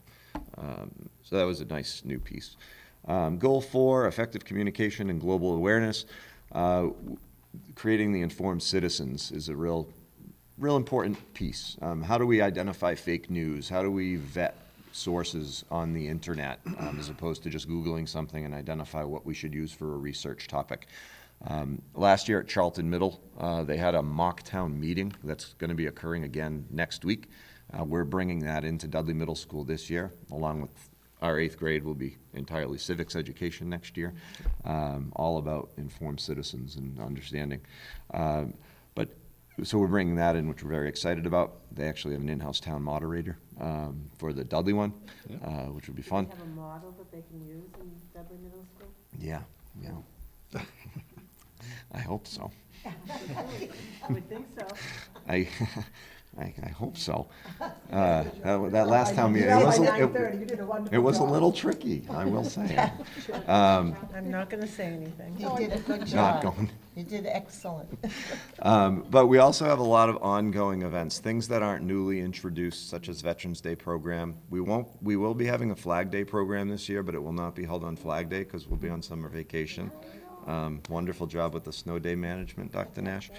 And while we didn't achieve the goal of getting involved with a speech team this year, we investigated it. It's likely to come about next year, but our math team did some real significant work this year. So bringing in some additional academic team models for us is really helpful and important to get our kids more versed in the higher level literacy and numeracy activities.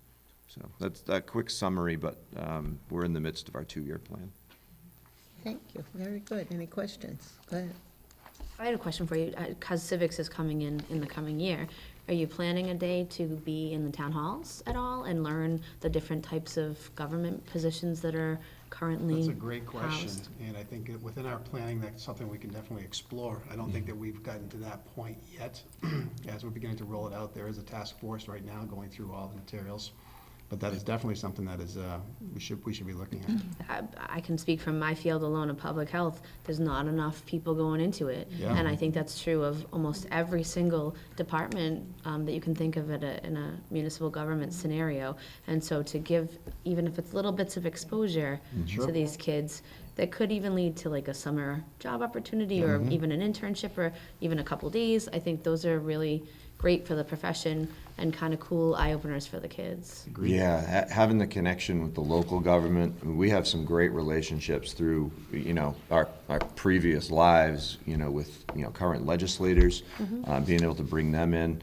I would love to be able to send the kids out, on some academic-oriented field trips. But to go ahead and experience the day in the life of a local legislator. Years ago, when civics was at the high school level, generally at grade 9, for those of us who are old enough to remember that, shadowing was, in the spring, you shadowed, usually it was a town official, and, after you had spent your year in civics, and that was part of the requirement or part of the day, and so, yeah, that could very well. I might be partial to this, but I feel like it's a really kind of exciting opportunity for these students, so.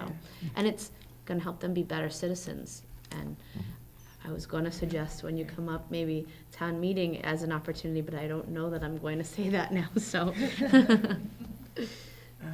Could be. At the high school level, I Yes. feel like Yeah. that it's a little bit late for the middle school age kids, but. It's never too late to plan, though. So- I mean, for them to be up, that's Yeah. kind of what I mean, like, I don't We mean. get it. But involving NJHS, NHS, student council kids as counters, as, line greeters, so they can experience and be exposed. Having the opportunity just to watch Yeah. Do mock how voting in your own school, we it's do it all run. the time. Yeah, that's and it. that's a great thing to do. It's They a go to neat the thing that you polls, do. and we value their opinion, and they get a voice, and those things are big. That was even at Heritage School during the presidential election. Yeah, That- we did it That here, was, too. Yeah, the my mock kids were elections that we incredibly hold. excited about Sure. it, so. Sure. Really fun. It When- empowers kids. One other question, if you don't mind. What's CNN 10? CNN 10 is a news service that's geared towards, middle school, early Okay. high school aged kids. It's a 10-minute snapshot with reporters talking about the current day's events or current week's events. The kids will review the current events. Typically, they'll journal or they'll have an assignment to go home and have a conversation with mom and dad about the news that they watched. There's other versions, such as Channel 1 News, which is really geared towards middle school kids. We got all the TVs. Yep. Yeah, They're all Widow. still on the roof. Yeah. Widow Yeah, News, The we all light have them. satellite dish. But was but it's free. a was good free. real-time Yeah. news streaming News. service for the kids to Cool. have access to. Thanks. You're welcome. You're right. Any other questions? I just want to make a comment. I think it's great the way you're working so collaboratively together. I think it really builds unity in the district, and I think it's great for the kids because when they do go up to Shepherd Hill, They'll go to one they place. both have the same experiences under their belt. We have I some think it's great. amazing teachers, and I tell you, really when we do. when we bring them together, what they can do is just endless, and that's what we have to break down those walls and those, that unknown, and, once they see the power in that, I think it's gonna be something special. It's super. Thank you. Thank you. I have one question before you go, gentlemen, I'm sorry, could you share? You talked about the survey that you do for the ninth graders and bring it back to the eighth grade teachers. Yes, we did it the first time this year. Has that been done at Charlton Middle? No, it has not. No, so that, But- I'd like but all that, I the- think all that's the a great idea. students, all the students at Shepherd Hill, they are Charlton students as well, so that data comes back to us. So We'll it was sort just that started, data. so once they pick their school, then we can disaggregate that data and get it back into the hands of the I just teachers. wanted to comment that I So- think that's phenomenal. So one of the biggest things that we deal with is that transition from eighth grade to high school and how to embed the rigor that's needed for them to be successful. It's that last step before going. You know, we have them from that late, that what am I looking for, that 10 early year olds. elementary, 10, 11, 12, and then 13, 13 to 14. We have an obligation to prepare them. And trying to figure out what that looks like, it's a little bit different in eighth grade than it is in seventh, sixth, and fifth. So cognitively, they just are coming into their own. So that's something we're really looking at under a microscope, and I think it's important that we determine that across the district and as we look to prepare them for high school, so. Well, that feedback loop, I think, is great. It is. To get that from the high, see Yeah. what were they prepared for, what were they not prepared for, because so we can continue to improve that process. Mm-hmm. So I want to encourage that to continue to happen. No, Absolutely. there's no doubt. Yes. Thank you. Thank you. Thank you, Thank thank you. Good job. Now you're all.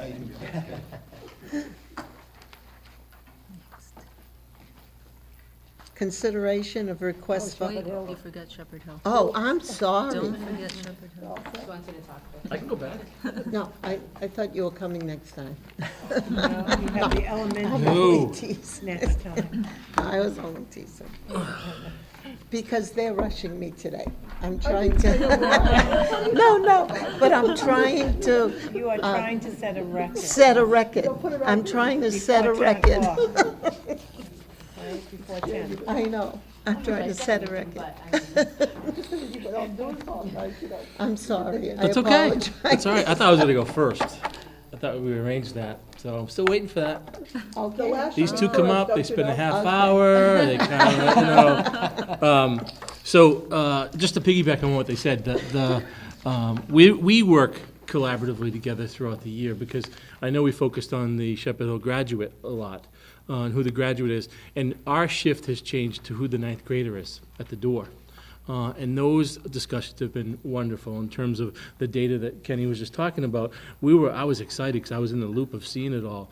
And it was real, there was honest, authentic feedback from those kids that were all student-driven. So it's gonna be wonderful to share with my staff as well, too, because you see the typical stuff. I didn't know there was a lot of this much homework, or taking a midterm, or a final, or those things. That's the things that we really have to focus on in terms of who's coming at the front door. And we will get there, believe me.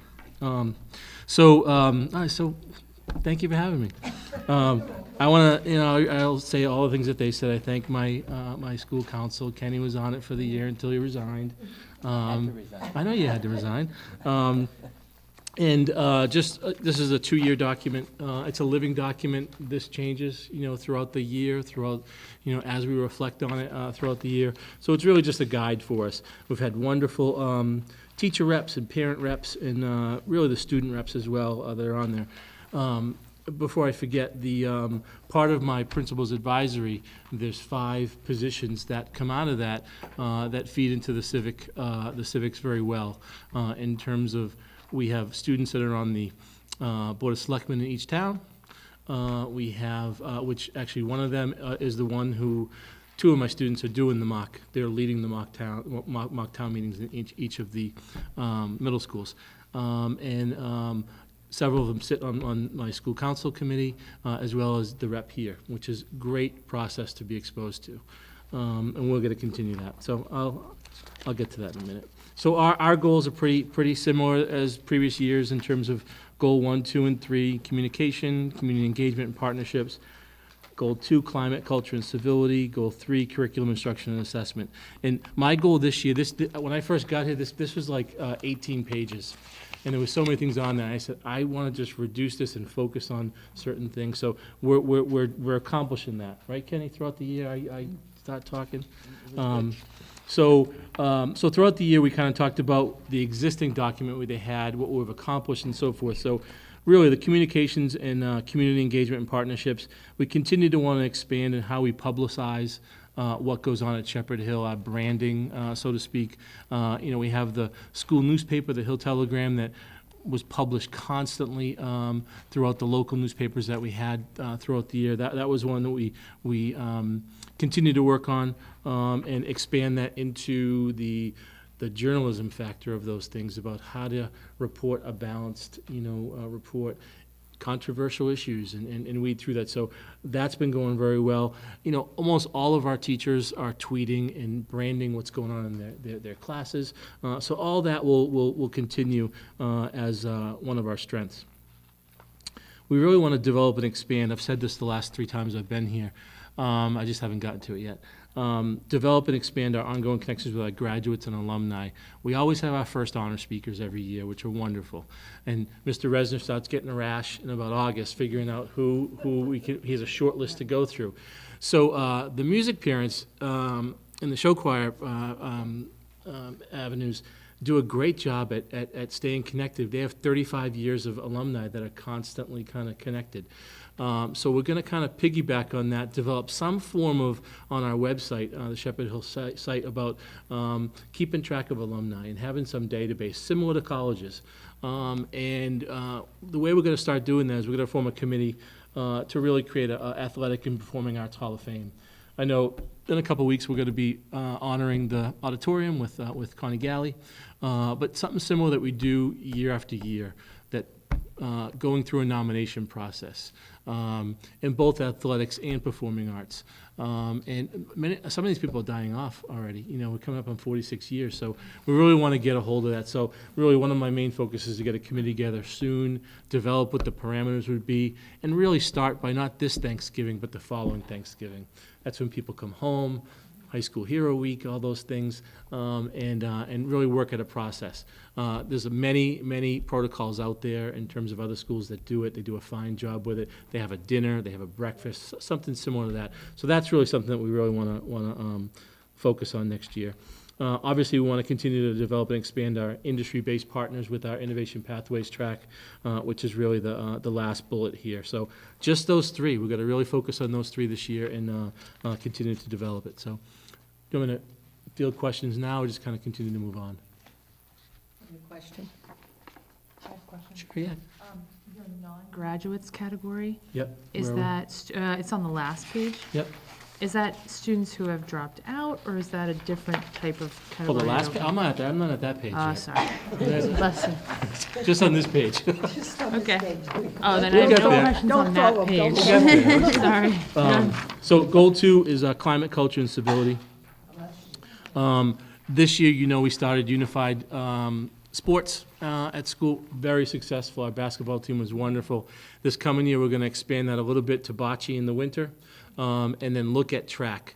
There's a little bit of a movement out there now where some of the unified leaders in the state are getting a little too competitive for themselves. We're pushing back a little bit where they really want it to be competitive, and we're like, slow down. We don't have to be that competitive. So the next phase of that is how does Shepherd Hill become a unified champion school? And there's a designation that we could go for to get that. And really the next phase of that is how do I kind of create inclusive environments around not only sports, but in leadership throughout the school and so forth. So that's going to be a big focus this year, how we continue to expand that. And really hopefully get the designation of a unified champion school within the next couple of years. And that's across the board. I'll be working on that. I have some very passionate faculty that are working on this, as well as student leaders. It was wonderful for the student leaders this year to kind of do the unified basketball. We're going to continue to explore our advisory block, where we the goal of the advisory block generally came through NEASC. And the goal of advisory work was how do we connect adults with kids on a non-academic basis? How do you really get to know them and break it up? So the concept is every adult in the building should have 5 kids that he knows and checks in on with about. We're going to kind of reevaluate our advisory right now. It's kind of gotten stale. It comes to life in certain areas. You know, we have our game changers that meet as an advisory group and go out and do things at the middle school, and for our freshman class, we did that through the Patriots. We got our designation as game changers. But really, as I look, the best advisories out there right now are the ones that are passionate about something. So our Envirothon team is an advisory. They're passionate about that. We have the National Honor Society meets during advisory block. But I need to figure out how to spread that out. We got some glimmers of that around our Wellness Week that I'll talk about a little bit in the next bullet. But that's something we're going to explore throughout the year. How can we solidify that a little bit more for everybody? The next bullet on there is Wellness Week. We had a great trial run of a Wellness Week right before APs and MCAS started, where every day was a spirit day. Every day we had something going on in terms of the overall wellness and how to build the skill to cope and chill out and relax, which everybody needs, adults and students. It was really, we modeled it after Nipmuc High School, who's been doing it for years, and it was really successful. We're going to really expand on that, maybe do it during midterms next year, as well as AP and finals, but maybe weave it into advisory, you know, and because teachers came out of the woodwork and says, I'm passionate about walking. I can take 20 kids with me. We can go and walk around the campus and talk as we do it. We had people doing yoga. We had people doing, we had pet therapy dogs come in. That was a big sign up. We had to limit that to 15 people. But they came in and kind of did it. So staff came out of the woodwork about, well, I'm passionate about knitting. Kids signed up and learned how to knit, you know, which was great. All good coping, okay? So we really want to expand on that as well in terms of the climate, culture, and civility around that. Annual voter drive is on here in terms of it weaves into civics. We talked about that a little bit. We're always doing voter registration packets. When someone turns 16, they can pre-register and be on the books. Obviously, when someone's turning 18, we do the same thing. We love having, when our students turn 18 and they can go to a town meeting and talk about it. The other thing I talked about was the middle schools. We're doing the mock town meetings, which is really, the warrant has been complete.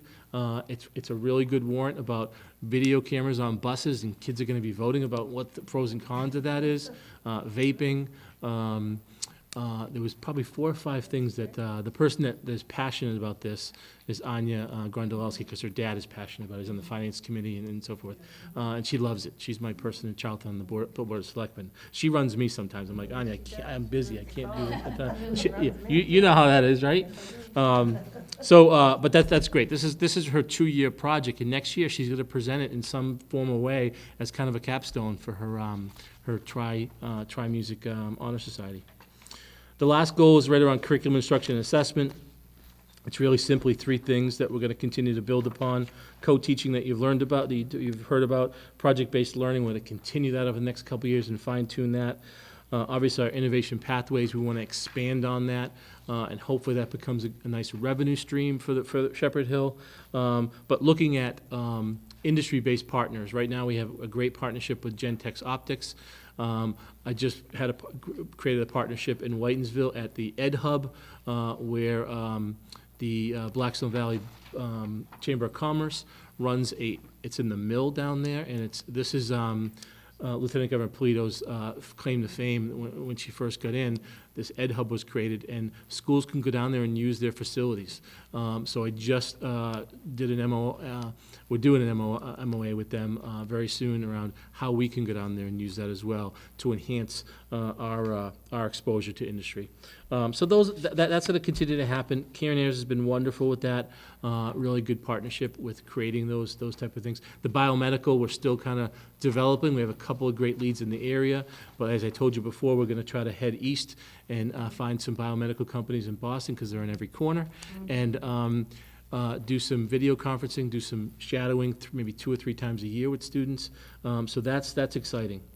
The last 2, the last one was really about co-teaching, which we're going to implement in the high school next year at 9th and 10th grade, and the following year would be 10th, 11th and 12th grade. So Lorinda Allen and Barbara have been wonderful in terms of kind of formulating that and working through that. We just had our training the last couple of weeks. I don't know how we squeezed it in, because it's absolutely nuts in our building right now. I know, but we did it. And then the last thing, we're going to continue to meet as secondary leaders in terms of how do we vertically plan I put on here 7 through 12, but it's really that middle school transition. So how do we kind of plan backward design, example, foreign language? So if AP is the top of our game here, how do we kind of plan for that all the way down to 5, 6, and 7, and that's resources. But it's the same concept with math, same concept in history, same concept everywhere. So we'll continue to expand that. Last page, what was your question now? I'm sorry, Kathleen. Ready for me? The non-graduates, the 1%. Yep. Are those people that have dropped out? Yeah, I mean, Okay. generally, this number's funny, okay? Yeah. It moves around. So I could have someone drop out this year and be on the books, but if they come back next year, which many times they do, I get credit for it. So it's really, we've never really been over 1%. It's always been like 0.8 or 0.7. But though I'm hoping that the Innovation Pathways is going to capture that student, because it gives them some hope. Right now, the profile of that student is the third-year freshman, okay? And we've exhausted every effort. He's 18 or she's 18, and we've tried everything. We don't get a ton of support at home. Sometimes we are the home. Sometimes I call them, the in-school dropout. They just want to come and socialize and be a part of something. And they, we're really working hard to kind of look at that. Right now we're developing our list of who's our second-year freshman, and it's a low number, but we got to do something differently with them. And really, the support at home is important. But I'm hoping that the Innovation Pathways could kind of grab them and say, this is something that you could do because you can go and work and be immersed in an industry, and we're going to continue to develop that, so. Kenny, Any no other questions? No, should I have a question? No, you developed this. My other Yeah. question too is that you talked about a little bit about getting some information from your alumni database. So you don't have that kind of information yet to know how our graduates have done, like the 63% that attended a 4-year college. Yeah. Did they graduate Right. within 4 years? Yeah, I like to pay attention to, we have 84 to 90% of our kids going on to college. The important data point is who's staying in college and graduating. Right. So I can go and get that. DESE, I can go into DART and get some of that data. I don't know how they get it, to be honest with you, but they do. There is a program. It's probably, and it came out a number of years Couple ago. years ago, yeah. And it's about $500, I think, at the most. And it actually tracks, and at the end of the 4 years, it sends you back, again, who finished. Right. Because everybody gets accepted. The reality is, you really want to know the benefit of your program is who finishes and completes it. The last time I looked, it was in Yeah. the 60s. It was probably closer to 70% Yeah. completed So- within 5 years. And those are the numbers that are important. Now, in guidance, we're going to have a map of where our alumni land and so forth, which is nice, but it's really the ones that are completing that. That data would be helpful to get. Sure. Oh, yeah, it's great. I can't remember the name of it, because, I keep thinking of Naviance, and I know it's not that, but it came out a number of years ago, and it was relatively cheap, and I know a lot of the area superintendents purchased it, because we always knew, we would always look at this data of, this percentage of kids went off, but we never really knew, did they complete it? And so we all paid the $500, and sure than heck, 4 years later, we were able to track that data, and they had it. So I'll remember it sometime. Yeah. Sometime, or I'll look it up, and it'll hit me. Yeah. Any other questions? Thank you. Okay, thank you.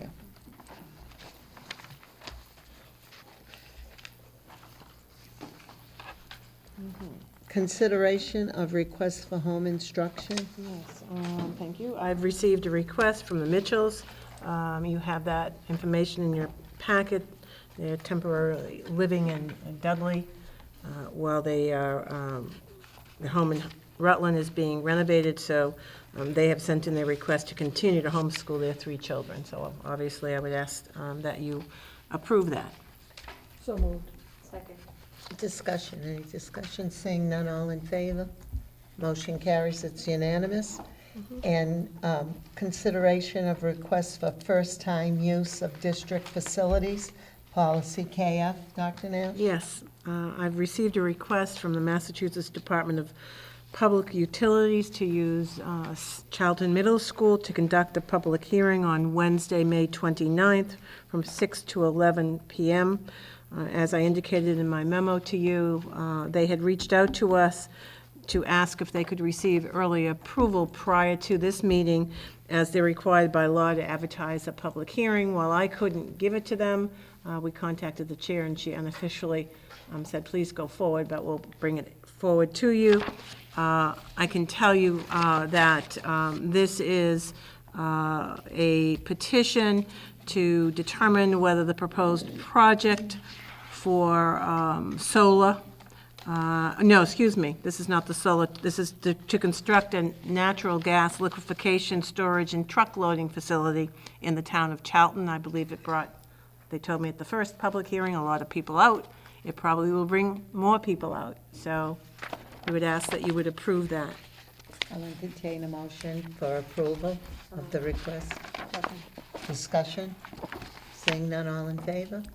Motion carries, it's unanimous. Thank you, because it's been posted. I just asked one question on school choice. What are the numbers? Have we got any, do you have any updated? We did today. We were just looking at the numbers in school choice. At the high school, I think we're at 21, so, which is excellent. We're looking at 30 for grade 9, and at our combined middle schools, we just went over that today. I asked Sandy. We're doing better. Right, so, yes, we are. And part of it is, I think, because you're looking at grade 9, Right. and I think there are a lot of people who, really make those decisions. 10 at grade 7, we need 15, and how many? Grade 8. 4 at grade 8. Thank you. So we have 21 at grade 9. So we should, I think that, we will probably achieve that. Again, as we get closer to the end of the year, again, people are constantly contacting Sandy. And that is it. Okay, our next meeting date, which probably we should take a vote on that. Kathy said she was good with it. You were good with it? What was the date? It was the 11th instead of 12th. So we'll have to waive our policy. Make a motion to waive the policy for the date of the next meeting. Okay, do I have a second? Second. Okay, any discussion on that? Okay, all in favor? All right, so we're waiving the policy, so our next meeting date will be Wednesday, June 11th. Tuesday. Oh, I'm sorry. Tuesday, which works for us too, because that's, We want to go to graduation. we wanted to know graduation is on June 12th of the Dudley Middle We School. want to be able to attend your graduation, Yeah, June 12th. You get an invitation in the mail. Invitations, if they're not to you yet, they're on their way. Okay. okay, thank you. So it will be Tuesday, June 11th, at Shepherd Hill Regional High School, 7 p.m. Next meeting date, Wednesday, June 26th, Charlton Middle School, 7 p.m. Budget and Finance Subcommittee to be announced. Policy Review Subcommittee, Wednesday, May 29th, Shepherd Hill Regional High School, 9 to 11 a.m. We also have one We have one tomorrow as well. Oh, you do have one Yes, we do. tomorrow? Okay. 9 to 11. From 9 to 11, all right.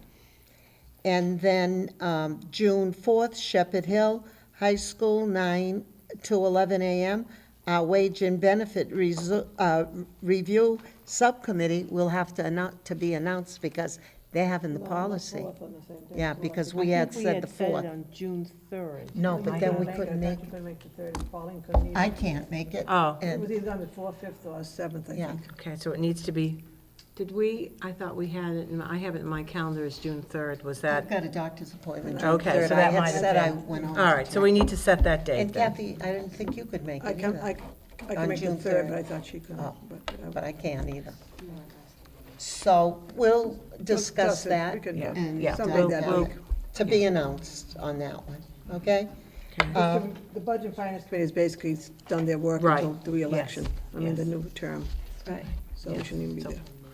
Future agenda items, anybody want to suggest any We for have, next time? we have the elementary school improvement plans will be at your next meeting. I also think Help Me handbooks. Handbooks are at the next meeting. Hopefully salary review will be at the next meeting. I don't have my master. What else? So those I know are 3 areas, Okay. 3 topics. We'll see. The For revised personnel. job description. Yes, yeah, PPS, yep. PPS director, revised job description. Yep. Let's see. Anyone else? I believe CPAC needs a representative from the school committee, is what they said. So that Well, we you'll be do- doing your reorg probably at the next meeting. So we And just- so we So- will Yeah, appoint, the yeah. reorg. Yes, reorg, excuse me, reorg. The biggie. Yeah. Yeah, reorg. So when I appoint when we do our Yeah. they'll be appointed. Right, just, Yes. yeah. Sandy, will you note that we need a CPAC? Okay. All right. Anything else on the agenda? I think that should take us till 10 PM. If we're lucky. Okay. At this point, we will enter into executive session to discuss strategy with respect to collective bargaining or litigation with union personnel if any open meeting may have a detrimental effect on the bargaining or litigating position of the public body and the chair so declares. Only to reconvene into open meeting to take votes if necessary and adjournment. Now I'll take a roll call. Jamie? Yes. Kathy? Yep. Kathy? Yes. Yes. Yes. Okay, we're in executive session.